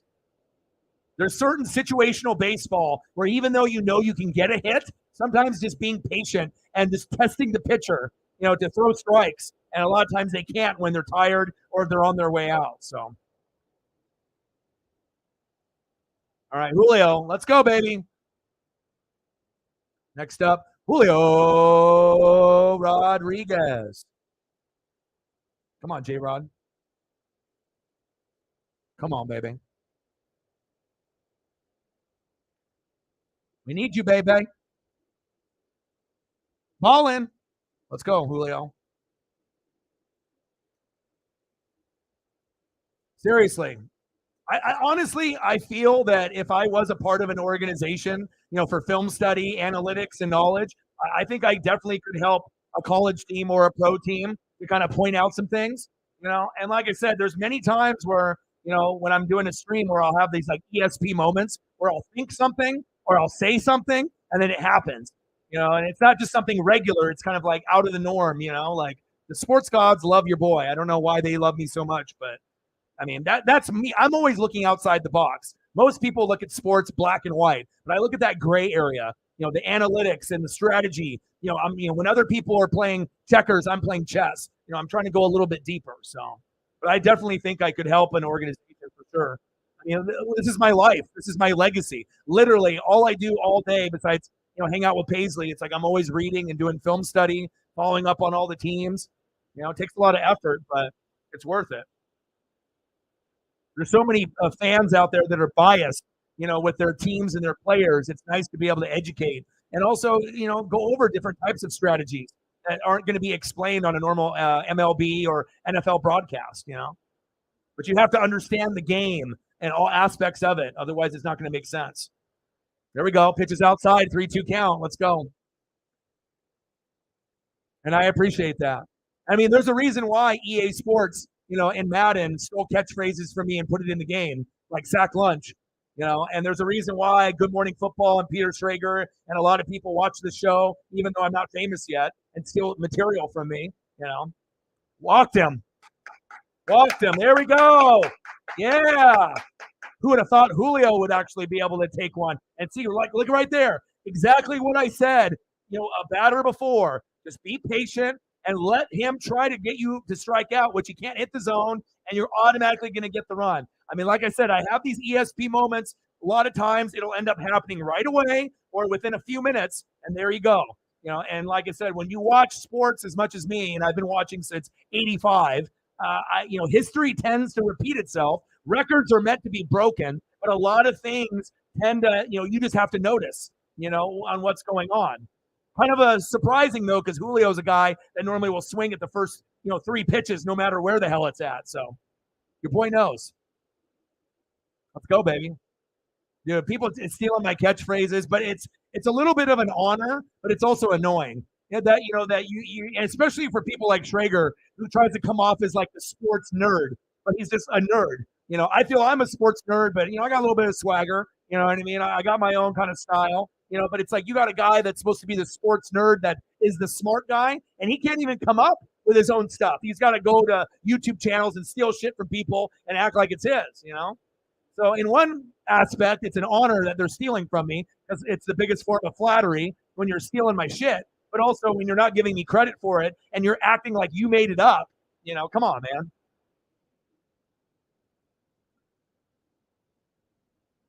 Let's go, baby. Well, we're not talking about race. We're not talking about race or anything like that. We're talking about sports. A little different. Kelenic? Yes! Let's go!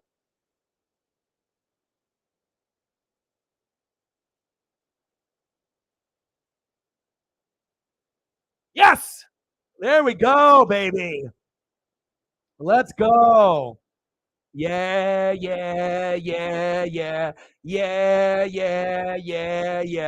Jarred Kelenic, my boy. Electric. Let's go. And it shows you if you can just stay patient, wait for that pitcher to get tired. That's when you take advantage, or you take advantage as soon as he goes out and that next guy up, that first reliever that comes in, you fucking spank the shit out of him. And now we're up 4-2. So, sometimes you just have to keep the faith, even though the team has been kind of dog shit. So there we go, baby. Let's go, baby.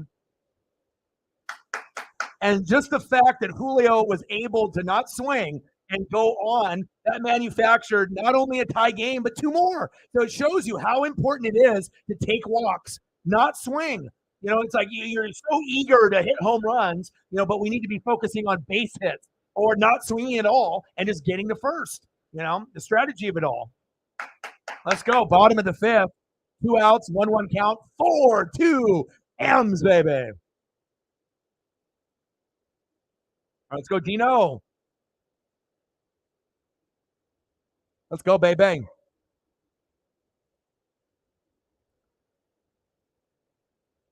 Pitch is low and outside. 2-2 count. Oh, my Mariner buddies are going crazy. Let's go. We needed that so bad. But again, it all started from Julio. If Julio doesn't do that, and Julio's normally being Julio, we're down 2-1. And we probably don't get any more runs the rest of the game. So, like I said, you've got to be able to get that momentum at the right time. You got to be able to get, you got to make sure that when you got, 2 guys on, you don't, get a double play. When you have bases loaded, at least get a run. Don't get nothing. That's so demoralizing, hitting into a double play or having bases loaded, 0 outs, 1 out, and getting nothing. Nothing hurts more. Uh-oh.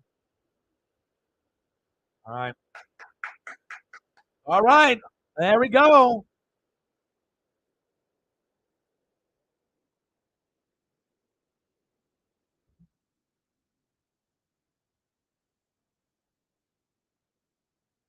Yeah, I feel you. That's a good question. Let's check. I'm pretty sure that's the only one for now. Yeah, that's the only one for now on the Cash App side, but then maybe we'll get some more before the stream's up. So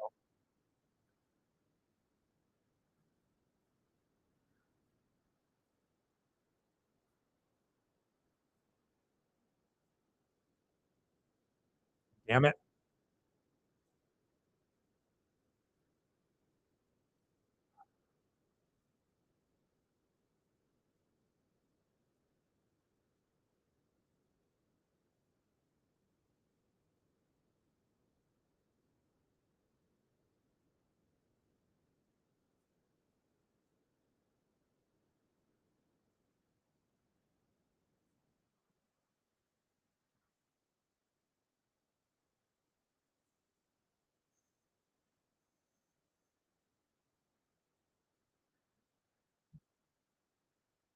I know. You know what I mean? But again, just it's just so ironic, for something like Julio, even though he did kind of swing, it was like a check swing. But sometimes just getting on base is so important, for morale. It's like I think like a majority of the Mariner roster, is too home run hungry. And on top of that, we're not a good home run hitting team. So it's like to try to swing to get it out of the stadium every time is idiotic. It's stupid. And that's why everyone's batting average is fucking like 220, 230. If we actually had guys that had more patience, like a Freddie Freeman, to be able to teach these guys to take walks, to be able to get the count to 3-1 or 3-2, we would probably be batting as a team, maybe 250 to 260, 270 instead of 220 to 230. That's not helping at all.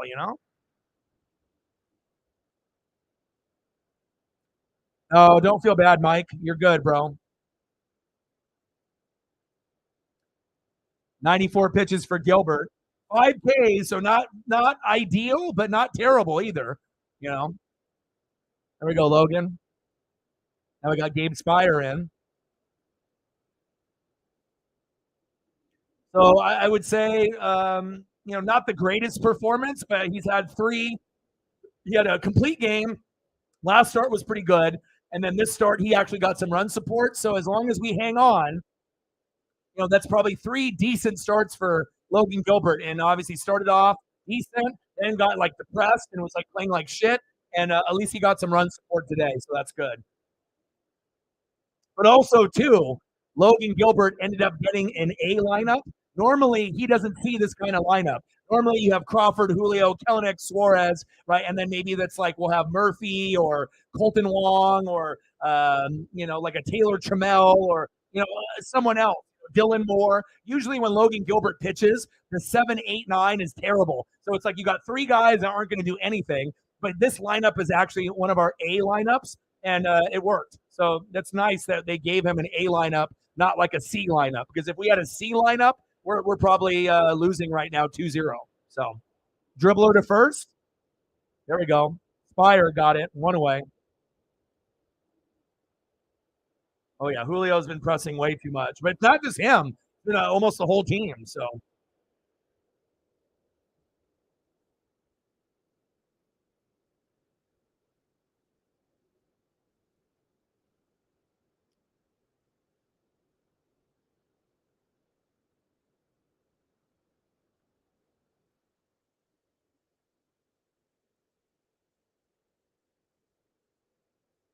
big swing and a miss. Ryan Jeffers in the box. 1 for 2 with a single in the second. 263 average, 4 homers, 12 ribbies in 2023. I'll give them some love. I'm not a hater. You always got to make sure you keep it 100. Can't be a hater. Can't just show photos of just your team. I think that's why so many good things happen to me. You just got to keep it 100. Don't be biased. Call it how you see it. That's the problem with sports talk nowadays. It's so fake and a bunch of bullshit takes. It's hard to be able to find like good sports like programming and sports talk. You actually get better content on YouTube and than you do on TV and podcasts. Really, big swing and a miss. Got him.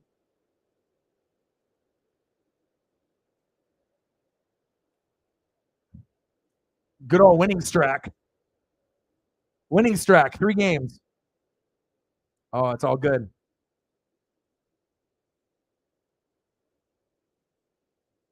Come on, Gabe.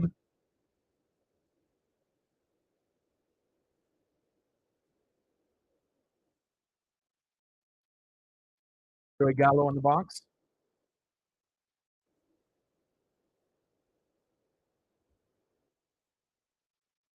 Top foul.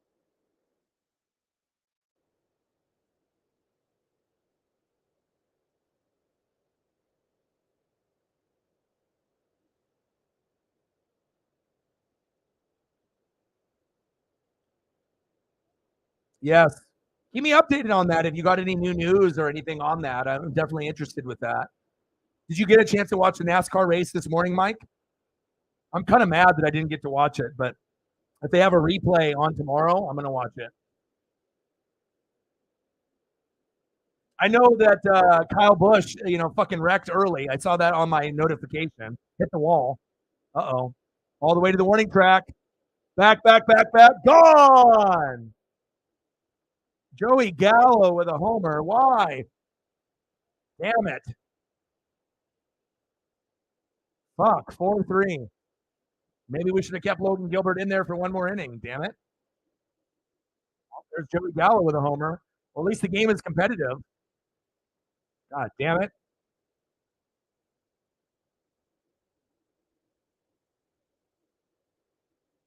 Shit.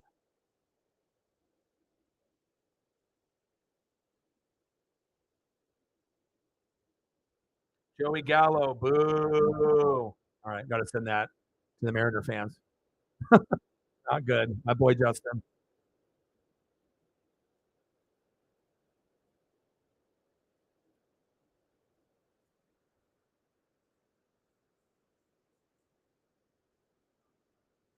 Yeah, solo shot. So it wasn't too bad, but of course, you know, 4-2 feels a hell of a lot better than 4-3, but this one looks like it's going to go down to the wire, and pitching is going to be very essential. Sauer, do you have access to watch the game or no? It's on FS1, so I don't know if you have cable or not. But if you don't, I can send you a link to watch the game. It'll have like a 15 to 30-second delay, but you can watch games that way. All you got to do is follow me on like Twitter or Instagram, and then I can send you the link if you send me a message if you would like to be able to watch like together, or just on your free time. You know what I mean? Just being able to watch stuff. So you let me know. You caught some. Why I said if you ain't first, you'll. Oh, okay, yeah. Because I saw he hit the wall early on when I was getting installed with the Ziply, but I couldn't like watch because I was like talking with him and getting set up. Okay. Do you have Instagram or Twitter? Do you follow me, Sauer? Send me a message. If you don't follow me on Twitter or Instagram yet, follow me. Send me a message, a DM, and then I can send you the link. And like I said, it won't give you any viruses or anything like that. You can use it on your phone or on the computer. You click on the game, the pop-up comes up, you close it, you hit play again, and then you're good. I got you. I mean, of course, anytime you use a link, there's always an opportunity for the audio or the video to possibly cut out, or maybe the stream to cut out altogether. Which happens occasionally, but not all the time. And sometimes when it gets cut off, it takes a little while to get it up again, but it usually does. I think I've only had like 1 or 2 times where I was doing a Mariner game where it cut out around the 6th or 7th inning, but most of the time it doesn't. So, but if you follow me, you can follow me on Twitter, right? At Orion_NWSF, as you can see down at the bottom here, right? You can follow me there, or at NW Sports Fanatics. Follow me, send me a message, and then I will send you the link. I mean, if you're already going to be here, watching me call the game, it'd be best to be able to watch together too, right? So, I got you, bro. Go M's. Big swing and a miss. 0-1 count to Taylor. We got Brash in the game now.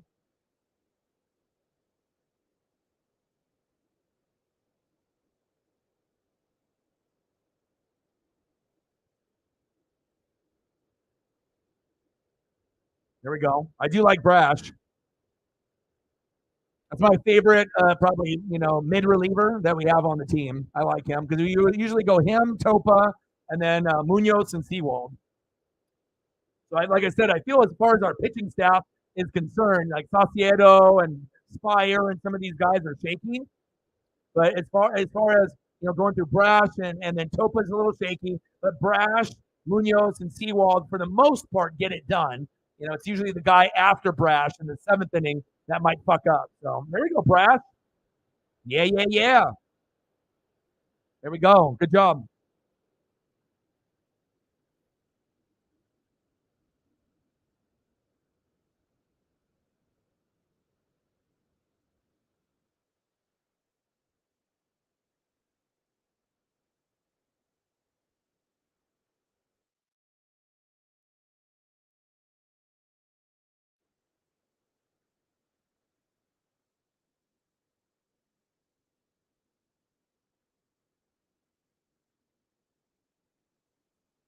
All right, next up for the Menners, big dumper, pitcher Cal Raleigh.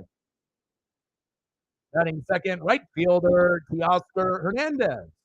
And batting third this inning, first baseman Ty France. Let's go, baby. We got to be able to keep manufacturing runs.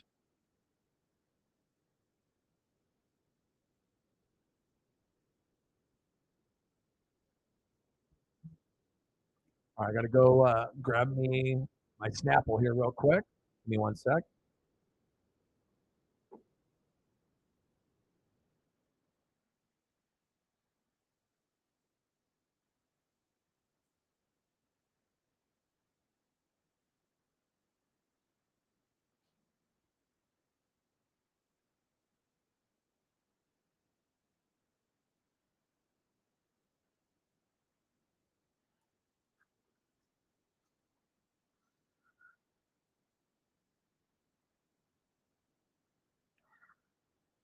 He said hitch and go.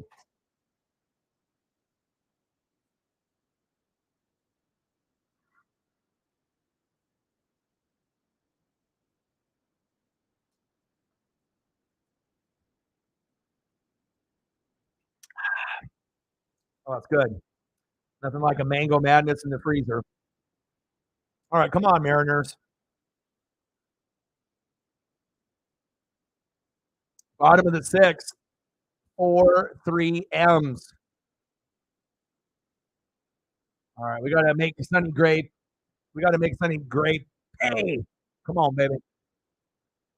Pitch is high, 1-0 count, 4-3 Mariners. So at least the game is entertaining for FS1. They decided to put it on for a national broadcast. And at least it's not like a 1-0 game and completely boring. So at least we ended up catching up and taking the lead. And then they homered to try to make it a game. So, oh, yeah, it's all about that mango, man. I do like that kiwi strawberry, though, too. The best part is when you can go to Safeway and they got the buy one, get one free. So it's like I can get four for like $4 or something like that. It's just ridiculous.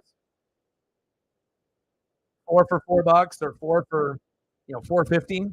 I'll take that, especially a big old what is this 32 ounce? You get two 32 ounces for like $2. Yeah, that's a good deal.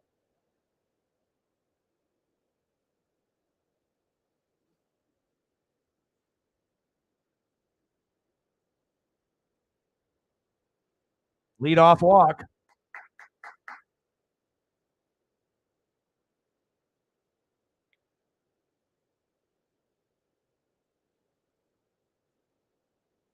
All right, come on, Teoscar. 1 for 2 with a double in the fifth. Let's go, Teo. Teoscar Hernandez. Let's go, Teo.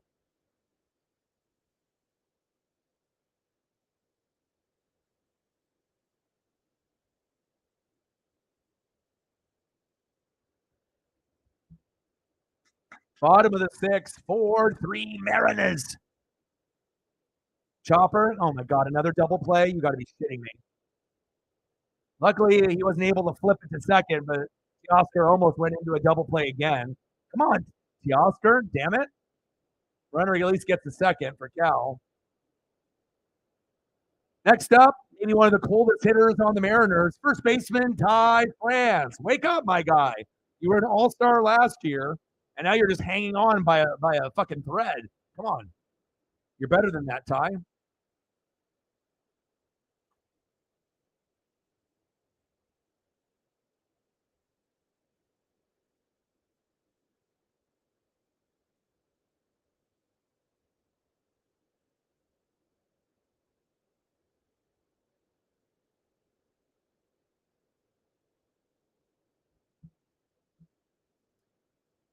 I don't know. There's a bunch of them. Slant and go, pitch and go.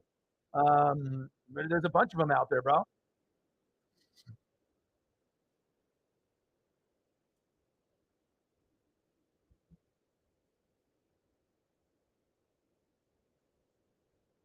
Four, three M's.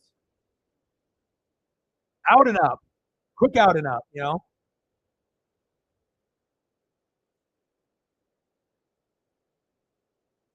Stop and go is always the best because you see the big touchdowns there, you know, because then they hit their spot, stop, look back at the quarterback, corner jumps, and then boom, they're gone. It's just about good placement of the football at that point. Pitch is low and outside, 2-2 count. I got you, bro.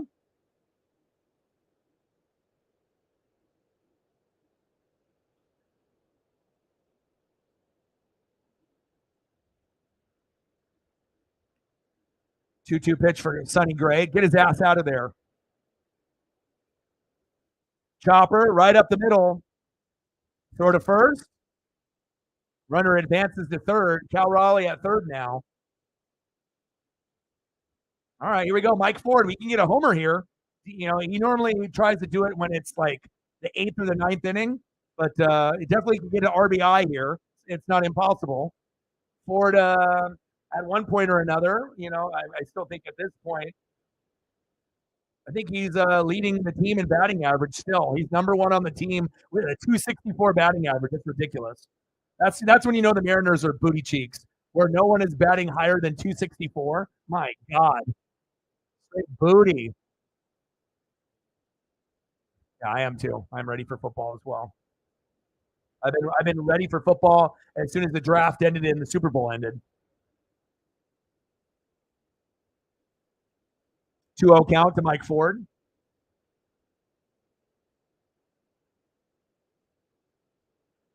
Let's go, baby. Bottom of the sixth, 4-3. Marinez. 2 outs. Cal Raleigh on third, 2-0 count. Sonny Gray still on the mound, 95 pitches in. This is his last inning, and Mike Ford might get a walk here. Tom Murphy, yeah. What's Murphy's batting average? You want to look it up? What's Murphy's batting average right now? Is it higher than Mike Ford's?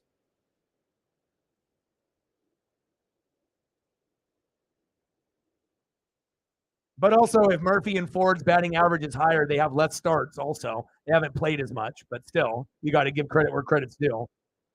But I felt like Murphy was really, really hot there for a minute, and then he started to cool off. So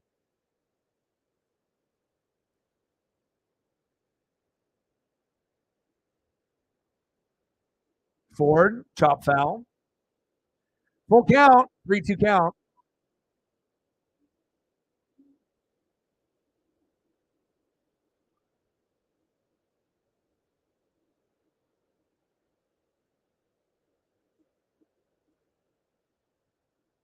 Come on, let's get Cal home. Come on, Mike. Let's go, baby. 3-2 pitch from Sonny Gray to Mike Ford. Chop towards first base, foul.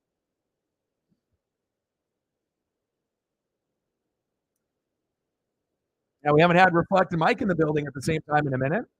You guys need to catch up.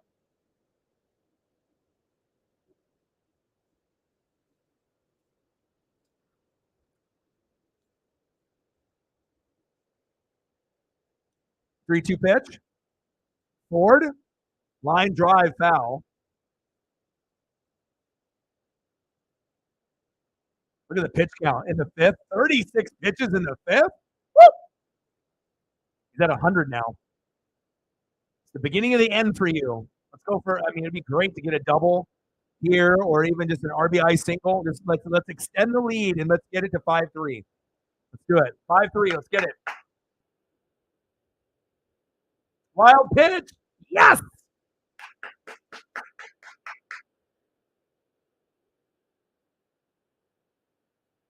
Yes. Wild pitch. There we go. There we go, baby. I'll take the wild pitch. Yeah, yeah, yeah, yeah. Cal comes in from third. Good shit. 5-3 Mariners. And that might be Sonny Gray's done now. See you later. Awesome. I'm glad we got one more on him before he got taken out. I like that. Good shit.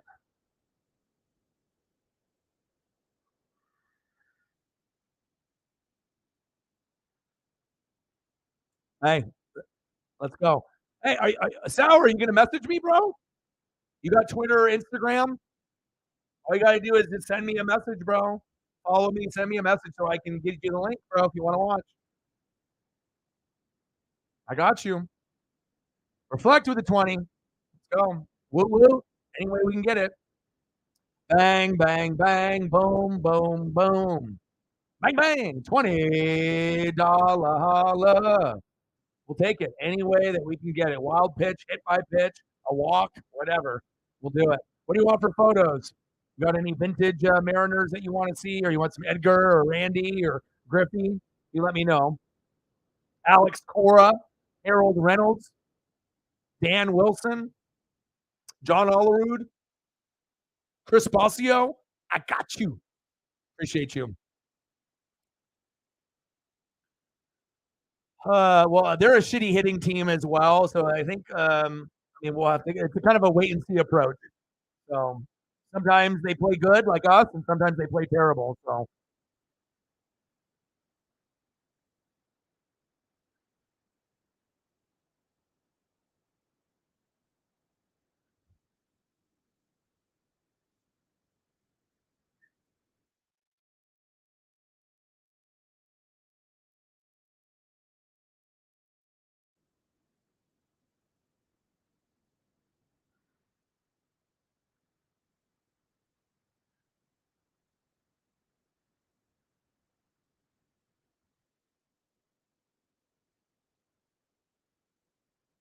appreciate you, brother.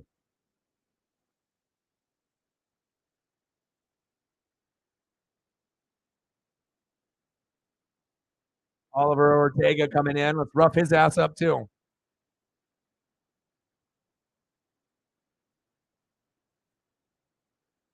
Little Edgar support here. Yeah, baby. Never going to be another one of those.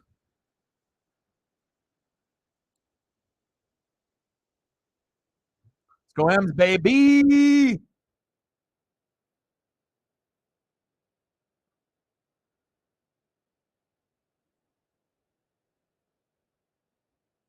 Oh, shitty swing there by Caballero. 0-2 count. Should have just been patient.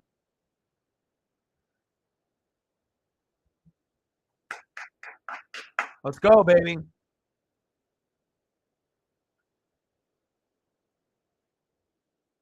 Bottom of the sixth. 2 outs. 0-2 count. Jose Caballero swinging at fucking air. But I'll take the 5-3 lead at the end of the sixth inning.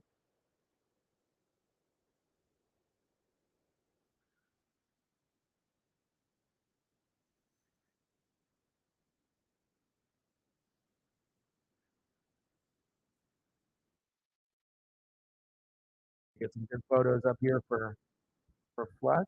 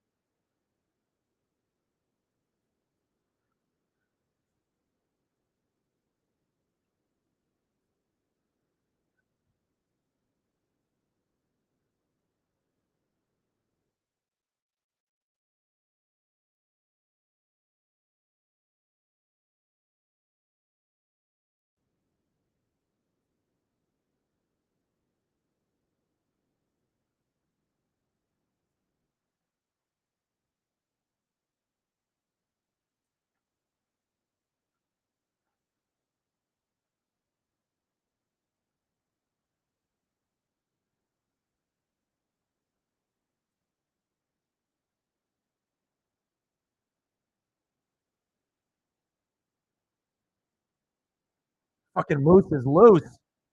The fucking moose is loose. Yeah. Oh,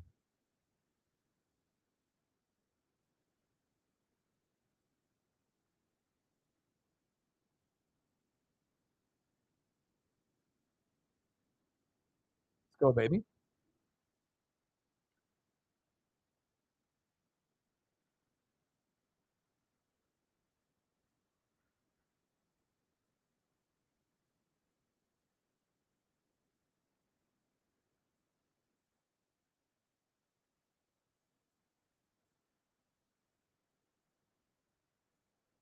Cabby? Who's Cabby?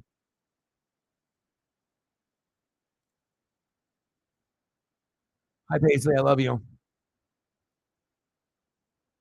right, Brash still on the mound.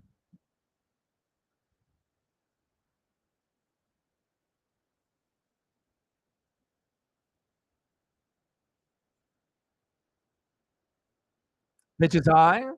2-0 count. Come on, Brash.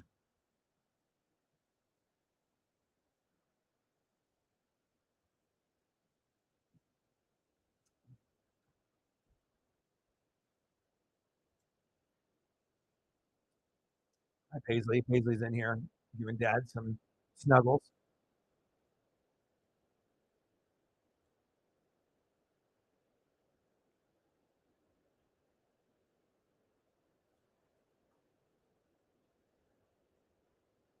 Top of the seventh. No outs. 5-3 Mariners lead.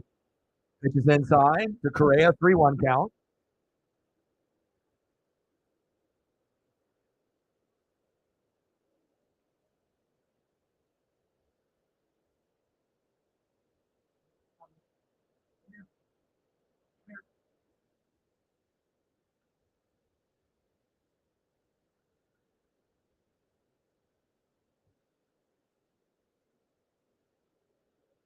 All right, Correa to first. All right, what's the Rays and Rangers. Wow. Wild pitch. Rangers win 3-2.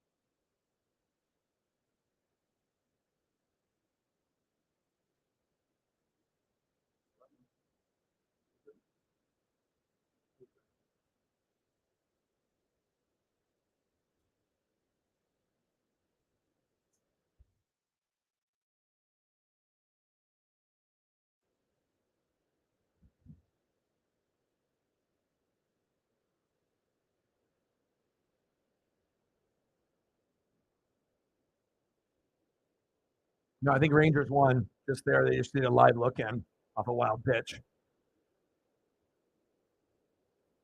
Top of the seventh, 3-2 count, no outs. Mariners up 5-3.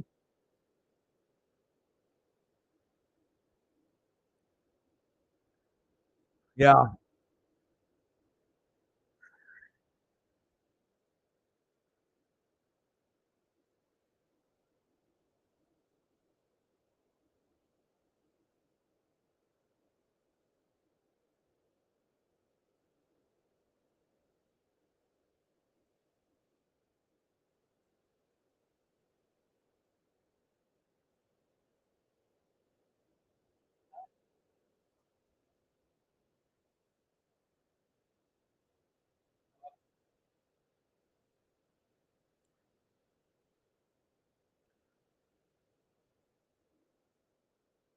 Shut up. Frank Viola? No way. The Gagne and then the Kirby Puckett and man, the old school days. That's awesome. No, you never told me that. Or if you did, I forgot, but I usually remember stuff.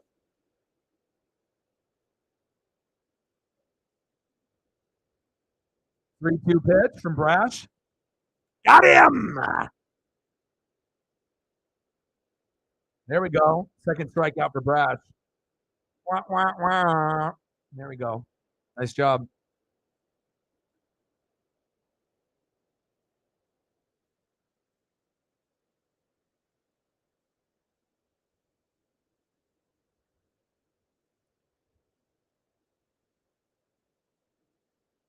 There we go. I love you, Paisley. More than you know. Yeah, I love you. We'll snuggle and I'll give you some snacks when I'm done. Maybe we'll go on another walk.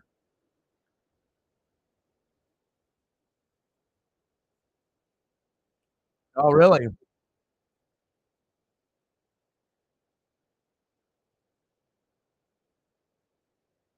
Really? Wow.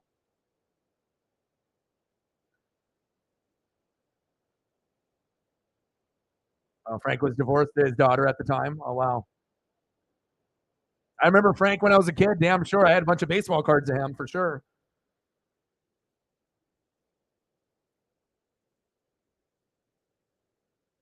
Big swing and a miss. Wah, wah, wah. Third K. I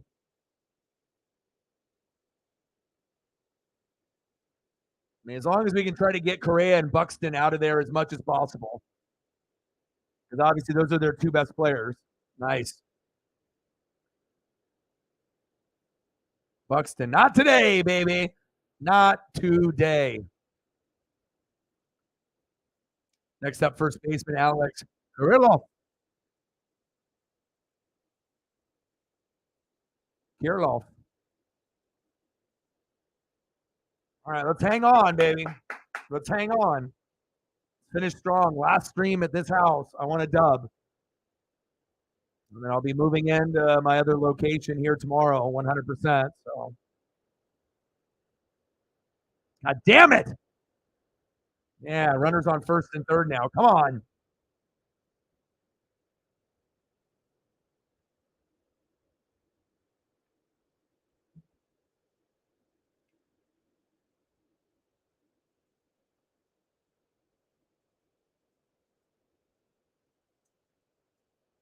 You don't got no love for Byron Buxton? He's a good player. I mean, I'm not sure if he really lived up to the hype when he first came up to the league, but injuries and a little inconsistency. But I mean, he's still a good player. All right, Brash is out. All right, now another pitching change. Hopefully, we can hang on here. Well, let's see who they are bringing in.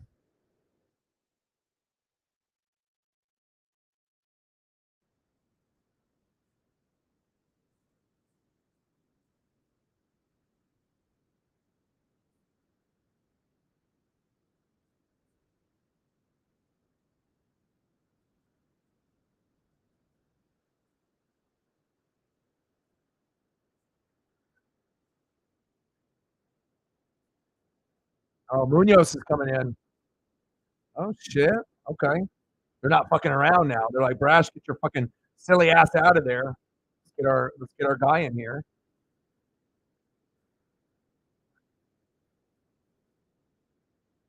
No, we're not fucking around now. We're bringing the lightning. We're bringing the thunder and the fucking lightning. All right. All right. Andres Munoz warming up. And hopefully he can get a few Ks and we can get into the next section of this game. Let's go, baby. Got to hang on somehow, some way.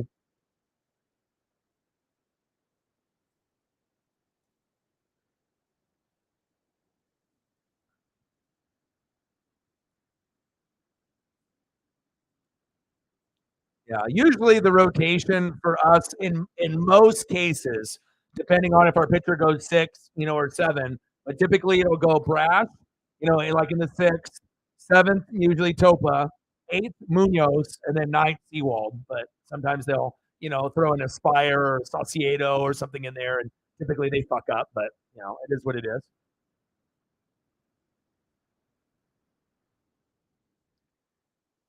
Said Munoz to the kneecaps, huh?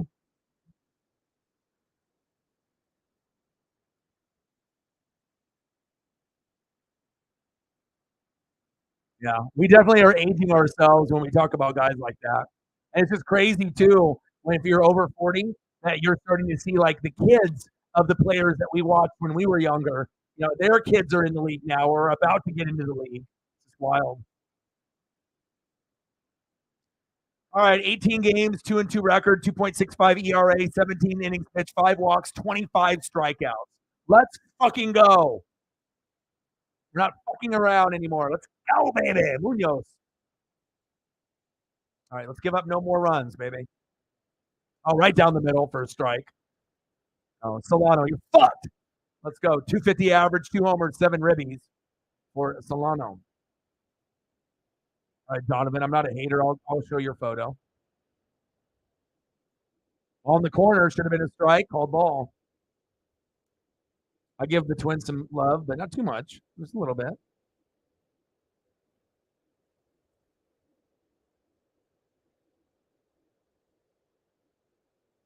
Chopper, foul. Towards third base, behind Suarez.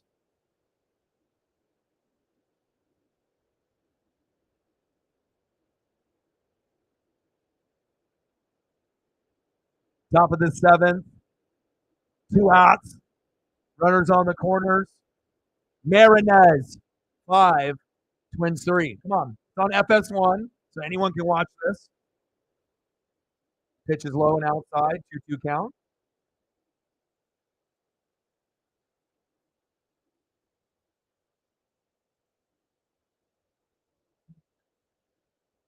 Come on, baby. We got this. Control. Sometimes when you have a guy that can pitch 100 or 102, it's all about like control and and being able to not be wild. And sometimes I feel with Munoz like he has so much heat and electricity that he goes 98 to 102. But a lot of times when he does that, it's outside. It's not even in the strike zone. So I get it. You're throwing hard, but you're not getting in the zone. You have to be able to finesse it, slow it down a little bit. And he walked him, motherfucker. And instead of pitching 100, maybe scale back and go 94, but get it in the spot. But again, when you're a heater kind of pitcher, it's hard for guys to not throw the heaters. You know. Fuck. Now we got bases loaded. Shit. Well, this game ended up being good. I knew it would be. All right. No grand slammies. No grand salamis. Chopper to first. There we go. Routine play. There we go. We leave bases loaded, stranded, and it wasn't us this time. Let's go. Good job. That was very.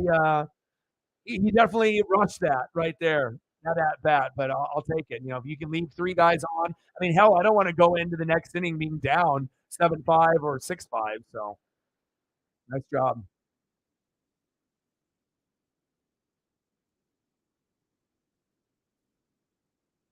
I love it. I love it. I love it. I love it. I love it.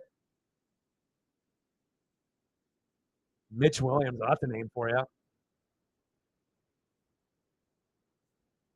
I mean, we had Edwin Diaz a couple years ago. We were able to keep him.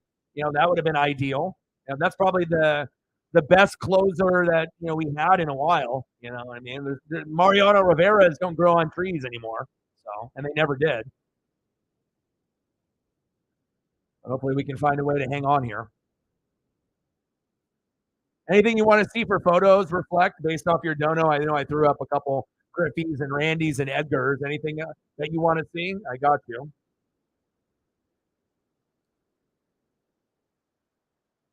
And again, Sour, if you want to watch the game, like I said, I got the link for you. You just got to be able to send me a message on Twitter or Instagram, unless you don't have Twitter or Instagram. But I feel most people on planet Earth do, but not everybody.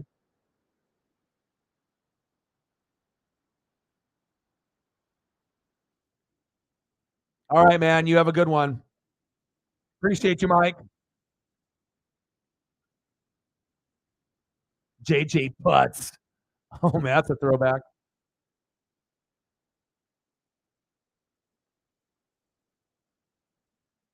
Yes, Munoz is really what the doctor ordered.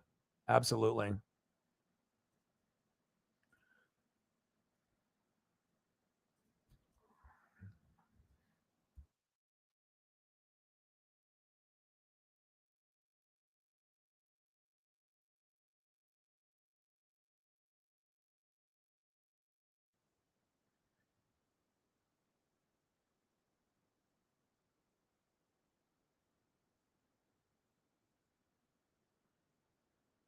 Come on, JP.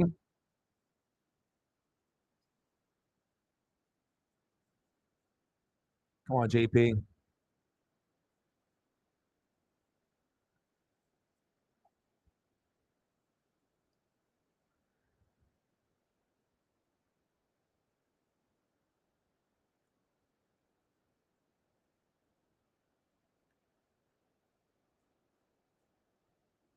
O2 pitch outside, inside actually, and behind the catcher, 1-2 count. Come on, baby, let's go.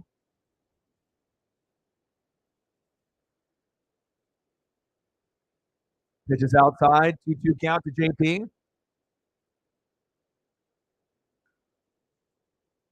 All the hookups.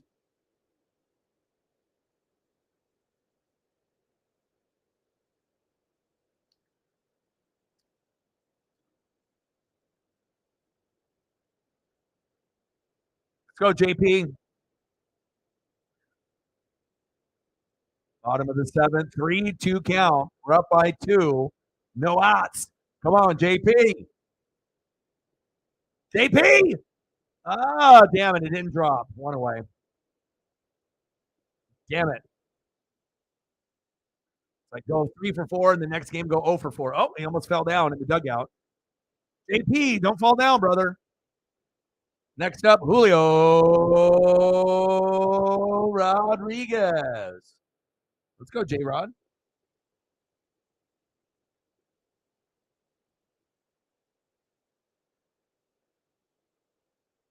Come on, Julio. First pitch strike. He didn't swing. That's a miracle. Come on, J Rod. And the thing is we know how great Julio is, in the dugout, as a person, off the field, as a defender in the outfield like Griffey, running the bases, stealing bases. The only thing he needs to improve on is what you're looking at right now is in the box. Because I don't think people fear Julio like they did last year. When Julio goes up to the plate, I feel most pitchers are like, fuck this guy, we're going to get him out. We already know he's chasing. Every once in a while, you'll get burned for a homer, but it just feels like even with Mariner fans, we can't like count on him to get that clutch base hit every time. He's not there yet. You know what I mean? Like if it was last year, you felt it. This year, you don't. I think it's just plain and simple. And he's like one of my favorite players, but I'm not going to give him more credit that he deserves. He hasn't really been playing very good. Another strikeout. You know what I'm saying? Like for a guy to be a superstar, like if you're going to get treated like a superstar, you got to play like a superstar. And I feel that he's not really doing that this year. And I know a lot of Mariner fans probably wouldn't admit to say that, but like I said, you can always improve different parts of your game. And the hitting has been a disgrace for someone that is as good as him, someone that won the Rookie of the Year and has had the sophomore slump, so to speak. But still defending, 10 out of 10. Running the bags, 10 out of 10. Being a good human, 10 out of 10. Being a good teammate, 10 out of 10. In the box, I would say his performance this year is like a 5. It has not been good. He's fucked us a couple times, throughout the year. And I want to be able to have him be the guy where they fear him like Ohtani or Judge or Acuna. It's like you need to be able to get more consistent so people fear you, and then we know when you're up that we're going to get something. 3 out of 4 times, not 1 out of 5, and that's kind of what it feels like. And he'll get hot from time to time, but it hasn't been a good year. And honestly, he shouldn't have been an all-star. I mean, I get it, he was in the home run derby, but he didn't deserve to be there. As far as a player or even as a reserve. I mean, you do it because of his popularity, but if you look at his stats, he did not deserve to be there. And I know a lot of Mariner fans probably, wouldn't want to admit that, but it's true. He's a name, But you don't want to get in being a name. You want to actually earn it. And I feel he didn't earn it this year.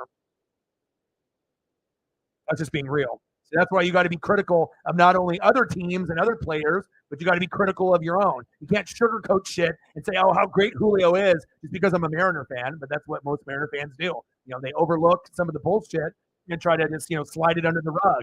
But it needs to be discussed that he's not doing that good. Like I said, I mean, if he was doing as good as he was last year, we'd probably be 10 games above 500 and maybe sitting in second place in the American League West, and we're not. So there you go.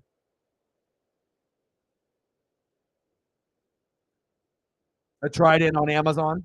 There you go. There you go, Kelenic. Nice job, Jared. It's my boy.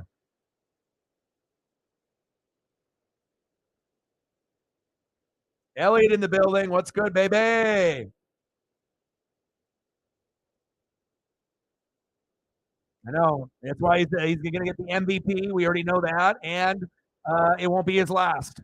It's like I said, we know how valuable Aaron Judge is when he's out there, but someone that can pitch and hit homers, and there's a good possibility he'll lead the league in homers this year or get very close to. Like if he doesn't lead it, the worst he'll get is third, if other guys get hot. So Harris slumped as well. Yep. But also, too, you guys have a better supporting cast than we do, better pitching than we do, right? You can hit more home runs than us. So obviously, there's less pressure on Michael Harris. And even though he got Rookie of the Year, no one sees Michael Harris as a superstar like Julio. That's not me being a hater. That's just me being real. I love Harris. I think he's a great player, but he's not perceived around the league as popular or as good as Julio. I don't think that's. I think that's a fair assessment. You know what I mean? But when you have better players around you that are hitting it, it makes things easier, for that individual. And he was slumping early on. But obviously, when you have arguably the best team in baseball around you, you're probably going to be able to turn it around a little bit quicker. So, no, I knew Kelenic was going to be good. I know Reflect wanted to get rid of him, and a lot of people, Mariner fans, wanted to give up on him. But you can't give up on a guy like that. Too much passion, too much heart. And sometimes that passion gets him in trouble. He gets too angry, but he's a good defender in left field most of the time. And he can, honestly, he was our MVP for the first 50 games. So if we didn't have him, we'd probably be, 10 less wins at this point or more. He definitely helped us in those first 50 games stay afloat, defense and offense. 0-10 in extra innings. Yeah. I was going to message you, but I didn't want to jinx it when I saw it when it was in the 11th last night. So the bullpen is bad. Fuck. That sucks, bro.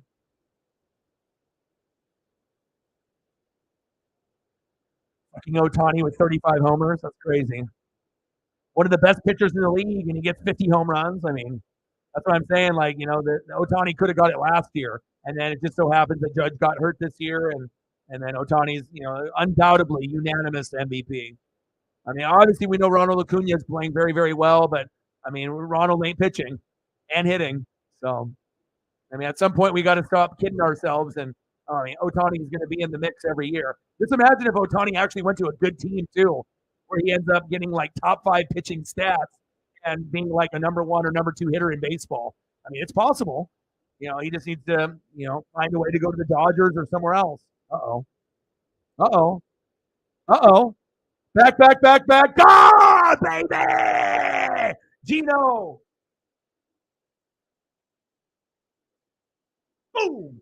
Yeah, baby. 7-3 Mariners. Fly away. Fly away, baby. There we go. We won. Get the fuck out of here, Minnesota. Yeah. That's what I'm talking about.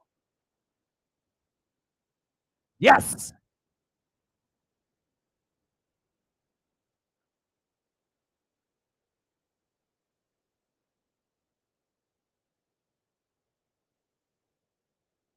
Yeah. Well, what Julio needs to do is just, understand who he is and understand that you're hurting the team by being too aggressive. But again, a lot of that is coming from him being leadoff hitter last year, and being the leadoff hitter surprised everyone with being a guy that could have played in the 2, 3, or the 4 hole or the 5 hole, right? And I think he's playing the same way at the 2 hole as he was in the 1 hole. Sometimes you just got to be a contact hitter and not worry about the home runs as much and just let them come. But for him, he's trying to force home runs at every at bat, and that's not good. And that's why we're at where we're at right now. So, nice job, Gino. It was a great swing. Let's go, baby.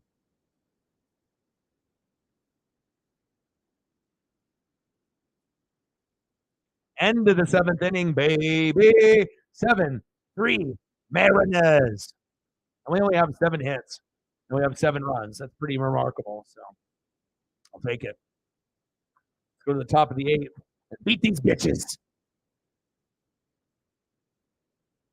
All right, man. Yeah, but some of these players, I'm not saying Julio has an ego, but some of these players aren't going to listen to other players. Some people are just in their own head. Like maybe we need a better hitting coach. Maybe we need better people to help. But again, I mean, besides Griffey helping, Griffey is just Griffey's Griffey. He's the prettiest swing, so talented. I mean, if anything, even though if it's a different position, learning things maybe more from like Ichiro would be more beneficial than learning from Griffey. Griffey is going to give you that home run power, but the bottom line is, Griffey was a better overall hitter than Julio, and probably will be for his whole career. You know what I mean? So like you can give pointers, but again, if you're getting the pointers and you're not, using them or applying them, then it's just going in one ear out the other. You know what I mean? And I don't think a Julio is a asshole. I don't think he's like, I'm better than all these people. I don't need to listen to anyone. I'll do it my way. But maybe we need a new hitting coach. Maybe we need, certain people to pull him aside. But ultimately, it's up to Julio to make the changes. And I think he will. But again, we might not see the best version of Julio until he gets into his prime in year 5, 6, 7, 8. Once he's played a couple more years and understands he can't play like the way that he's playing if you want to maximize your potential. If you want to hit 40 to 50 home runs, things need to change. Otherwise, you're going to be hitting 30 home runs or less and hurting your team every year playing the way that you're playing. So Jeffers got hit in the elbow. All right, man. Have a good one, Lauren. Mariners. Munoz still out there.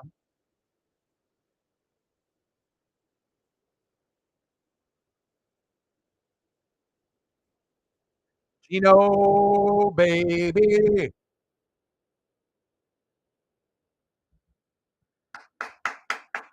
Good shit. Glad that we actually got some fucking runs. Again, when we get 5 runs or more, we can win 90% of our games, especially if the pitching is halfway decent. But when we don't get to 5 runs, I mean, we're losing 9 out of 10 games, it seems like. Big swing and a miss. Good heater there by Munoz.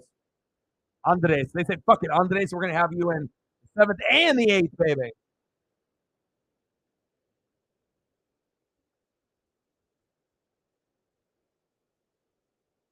One-two pitch. Check swing. Did he go? Got him. There we go. Yeah, baby.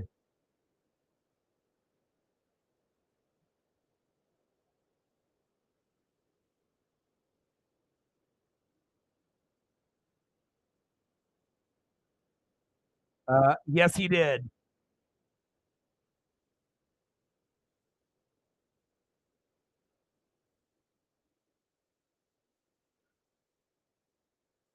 99-mile-an-hour heater, dude. Let's go.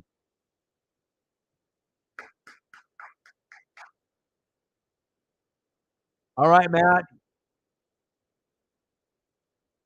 And like I said, you're going to get a better response with stuff like that when it's football season. If we're doing like baseball, basketball, hockey, wrestling, some of the people aren't going to engage as much, with football terminology when we're not in football season. So keep grinding, keep doing you. And again, like I said, there will be definitely way more interaction when it gets to football season. Believe that.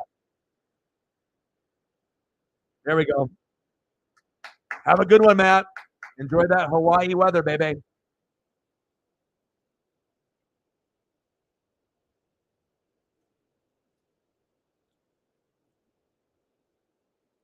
Correa's up because I can hear the booze. Pitches inside, which was a ball called strike. 1 for 3, double, walk, run, RBI. 233 average, 11 homers, 41 ribbies. Well, I guess when you're not hitting trash cans and you're not in Houston, that batting average is low. But I'll tell you what, Carlos Correa is a fantastic talker. He's super intelligent. And as soon as he's done playing, MLB Network can hire him for 10 years and he'll be fantastic. I saw him talk baseball for about a half hour on MLB Network, and I haven't seen too many people that are as intelligent that broke the game down the way that he did. He'll have money for the rest of his life.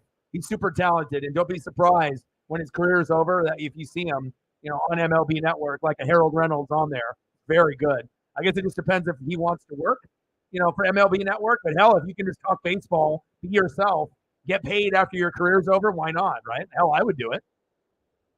Unless I had enough money not to do it. There we go. Munoz. Yeah. Andres Munoz.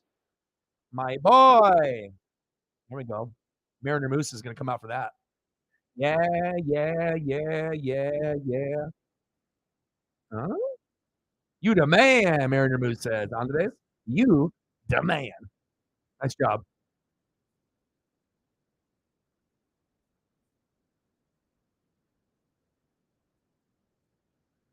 All right, going to the bottom of the 8th.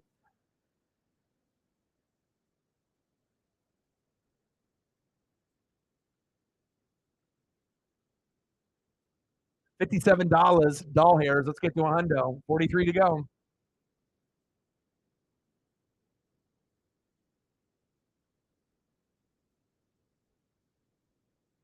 Yeah.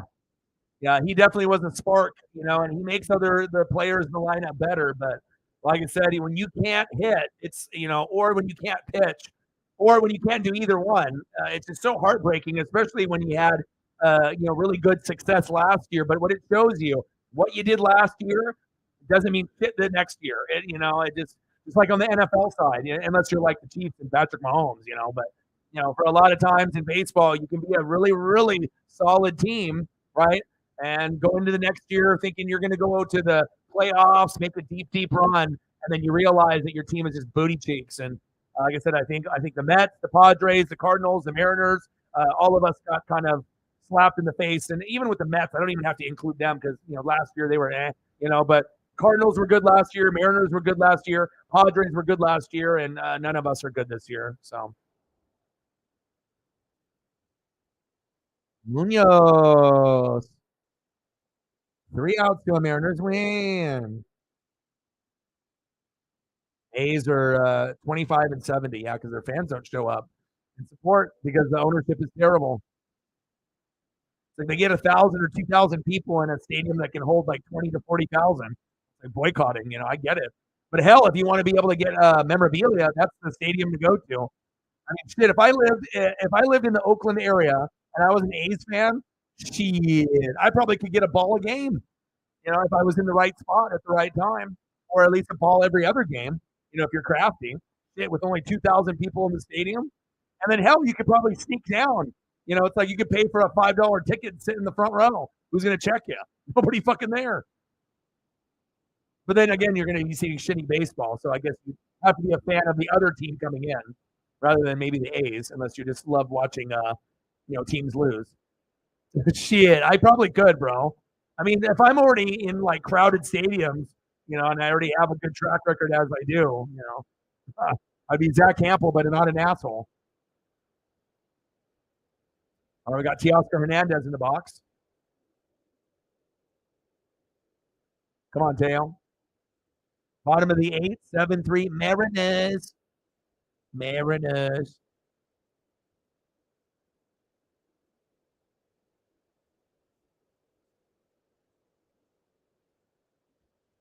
Which is high and inside. 1-0 count. Teoscar 1 for 3, double in the 5th and a run. 242 average, 15 homers, 50 ribbies in 2023. Teoscar. Uh-oh. Uh-oh. All the way to the warning track. One away.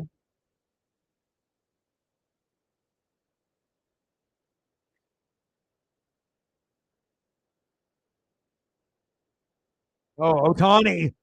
God. Golly. That's insane. He's such a good player. But what do you expect from you know, a tall Asian, but not tall like Yao Ming, like the perfect, like, 6'3", 6'4", 6'5", 6'6", like, you're tall, but you're not like 7 foot tall. We don't have to worry about his knees or his legs collapsing because he's so fucking tall. Like, he's built just like an Aaron Judge. It's like a freak. Tree trunks for legs, powerful arm or arms. No wonder, you got guys doing the things that they're doing. I mean, look at what they look like. You got to be able to have a skill set too. But when you have a body that looks like Judge or Ohtani, is it? I mean, it's you know that as long as they have the skill set, yeah, those are the guys that are going to dominate the league. Yeah, that would be wild. I mean, I've already gotten 3 in like 7 games, so I would say that's pretty damn good. Kike Hernandez, Julio Rodriguez, and Aaron Judge. That's pretty good. 2 away.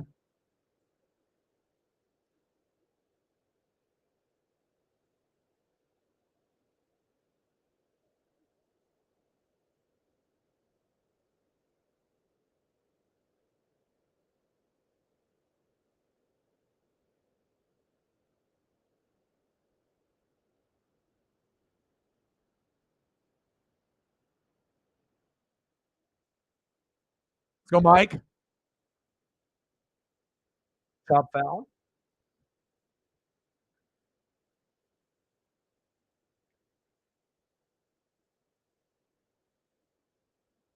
Let's go, baby. Big swing and a miss. 0-2 count. We're in the bottom of the 8th, 7-3. Paisley just ran by. Love you.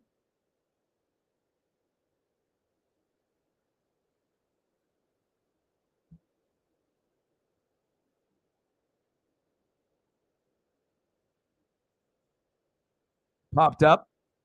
Foul. Count still stays 0-2.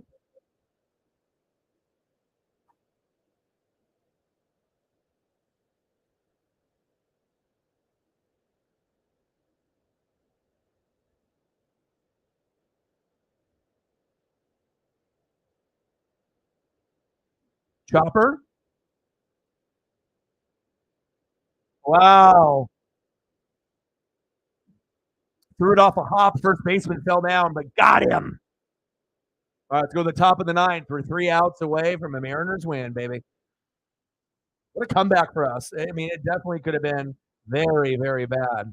It's like at the beginning of the game, I'm like this, and then we had a nice big inning. So nice to see that we actually capitalized.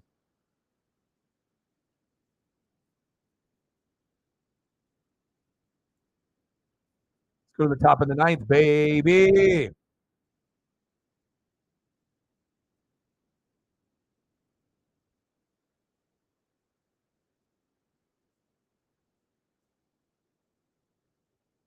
Yeah, we're not going to blow this lead. We got this. Like I said, we did not play very good against the Tigers, and that's exactly we got to be able to find a way to get on track. And the best way to get on track is when you end up playing a new series, is getting that first win. To kind of set the tone. Moving forward. So, and I don't think we're gonna necessarily sweep the Twins, but we're going Twins, Blue Jays, Twins. So if we can end up getting a 7-3 record or 6-4 record, that'll be good. But if we go, 5-5 or worse, that's not going to be good moving forward. And we're not going to be in wild card fringe contention. Again, if it comes down to us and the Astros and the Blue Jays, the Astros and Blue Jays are going to take the spot from us. So, we can't be batting 220, 230 as a team for almost the whole season and think that we're going to make the playoffs. So that's facts. Are they keeping Munoz in? Fucking might as well. No, they're putting Adcock in. All right, they got to put Ty in. All right, Ty.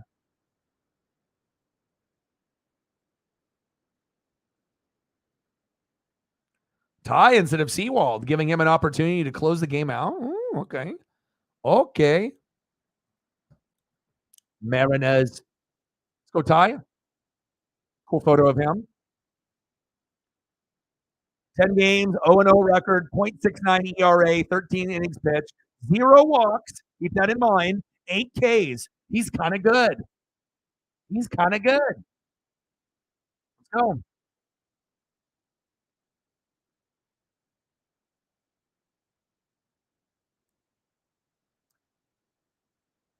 I don't know. With the Twins, I feel we could win. Like if we had a 4-game set, I feel we could win 3 out of 4. The Blue Jays would be kind of tough, and hopefully we don't win. Like I don't know how many. I have to look ahead of the schedule to see how many games we have with the Blue Jays, 3 or 4. But is it like 4-3-4?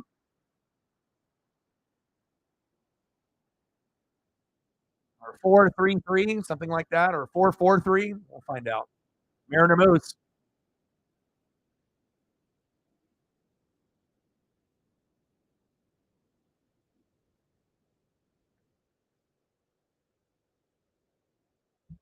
All right, come on, baby.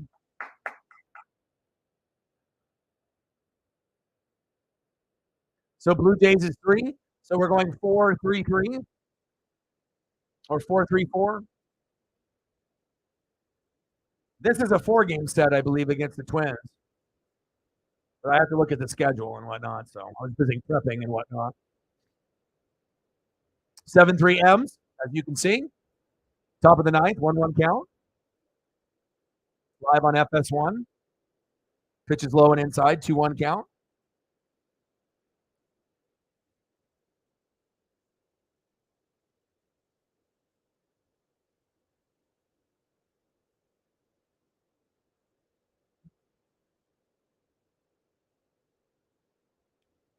Fuck. What a good hit right there.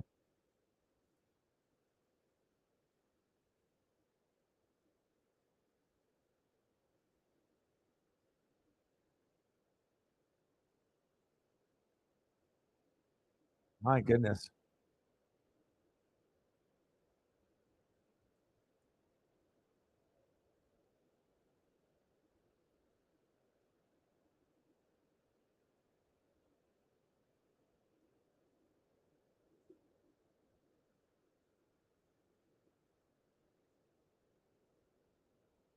For a guy that had so much hype, it's just crazy that he hasn't been able to really put it together.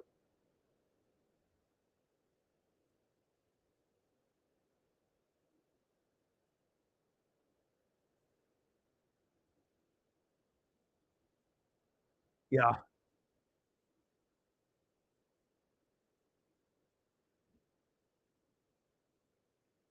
Yeah, weekend series will be tough.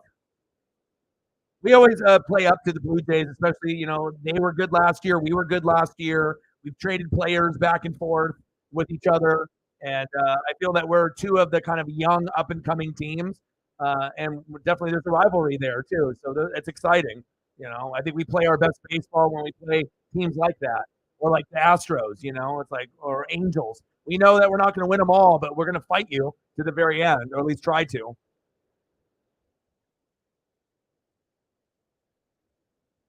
All right, come on, Ty.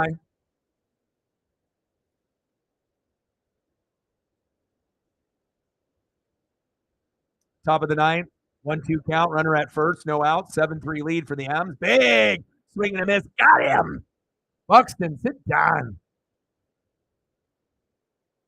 0 for 5 for Buxton. That's crazy.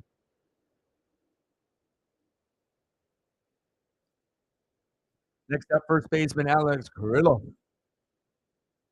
Get his ass.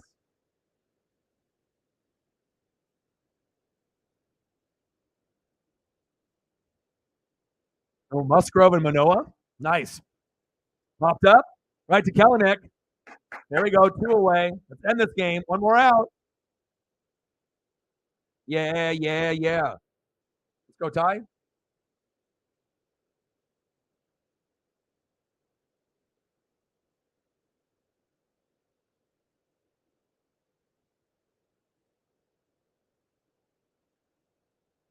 All right, fans are standing now.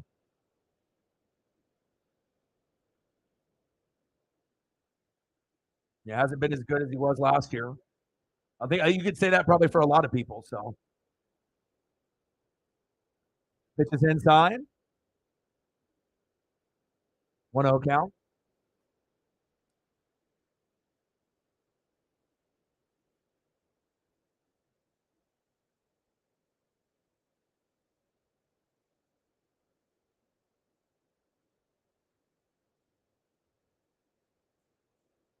Emmett Solano. Jesus. Another base hit.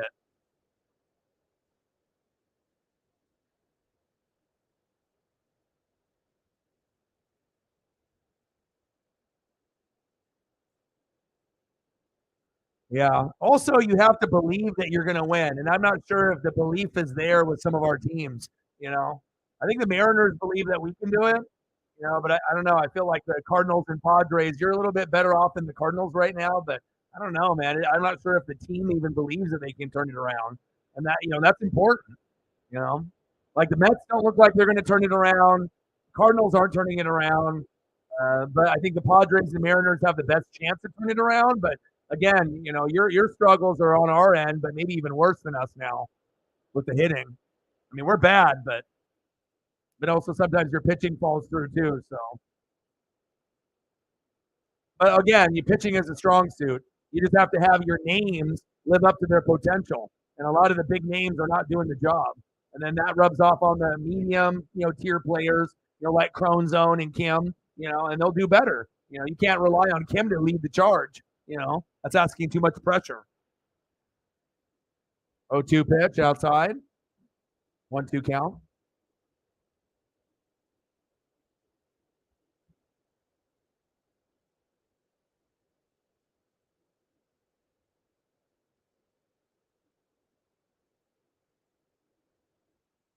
Oh shit.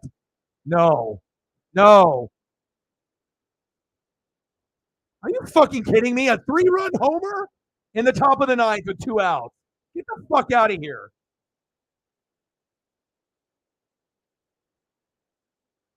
3-run homer? Jesus Christ. Are you fucking kidding me? Good thing we were up by as much as we were. Like I said, no lead is safe with the Mariners at the end of the game. And imagine if we were only up by a little bit. They could have won the game right there. Oh my God. Nice job, Max. Jesus Christ. Well, Ty, that was stupid. Good job, Service, putting him in there. Should have put in fucking Seawall, you moron. God damn it. Jesus Christ.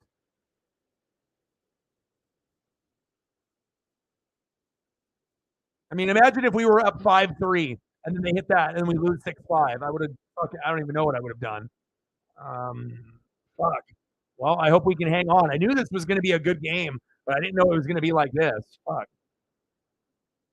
Well, nice knowing you, Ty. Well, that's the last time we're going to see him ever. Fuck. And now we put in Seawald. Idiots. Jesus. I get it, giving guys a chance, but you have to find the right time and the right place, and that wasn't it. Jesus. Should have went with our regular closer, idiot.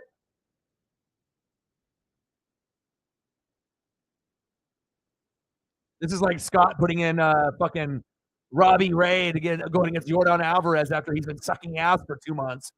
Dumbass. Jesus. We better fucking win this. Scott's all smiles, but I'm not. Okay.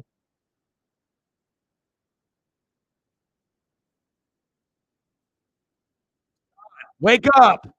Jeez.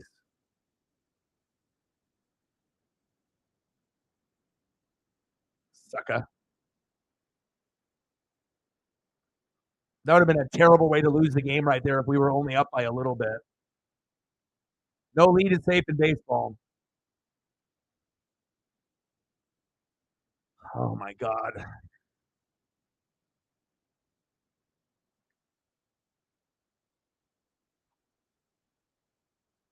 Twins ain't winning shit. 7-6. We got this.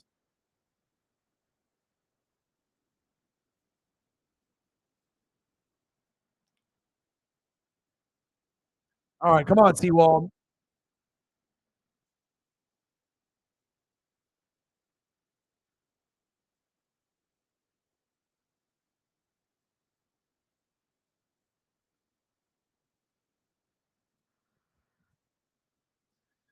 Final strike too. That's just brutal.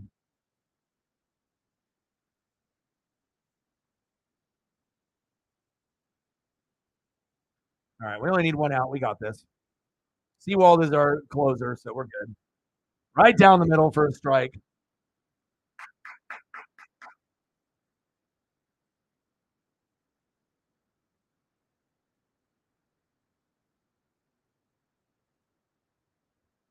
Oh, 1 pitch.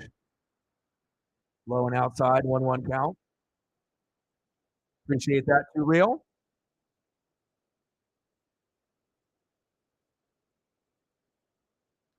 I washed it though, so I got a little frayed on the bottom, but I got to be able to clip it off. I got to be able to get the scissors out and get all the loose ends out of it.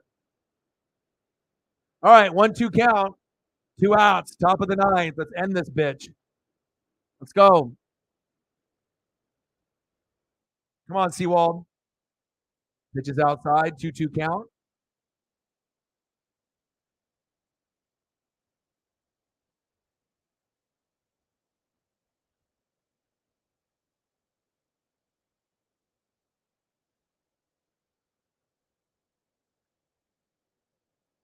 Got him! 2 real, 5-1-2. See you later. Twins ain't winning. Let's go.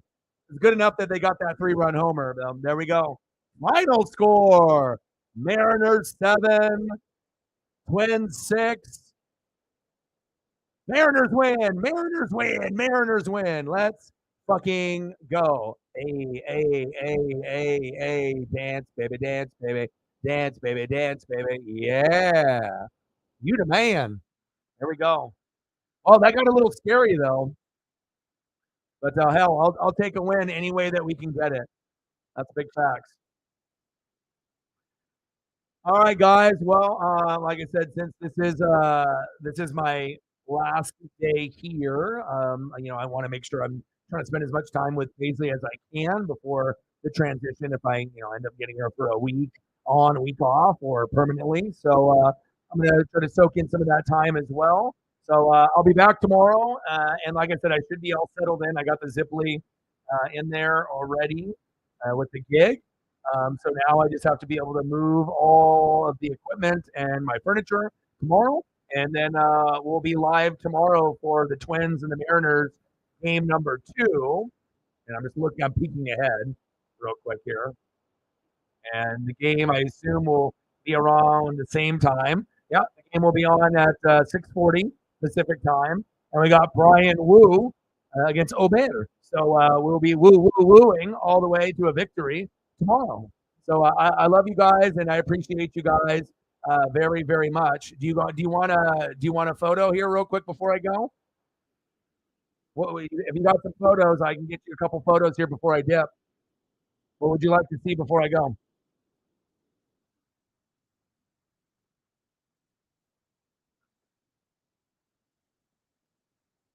All right, I got you.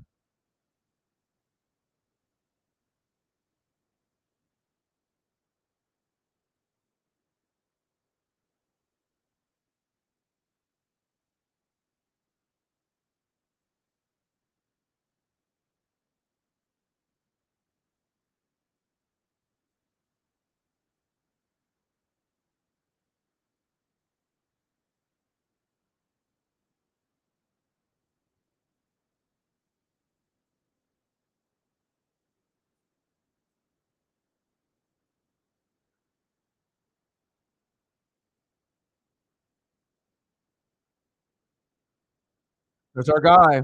Hack, baby.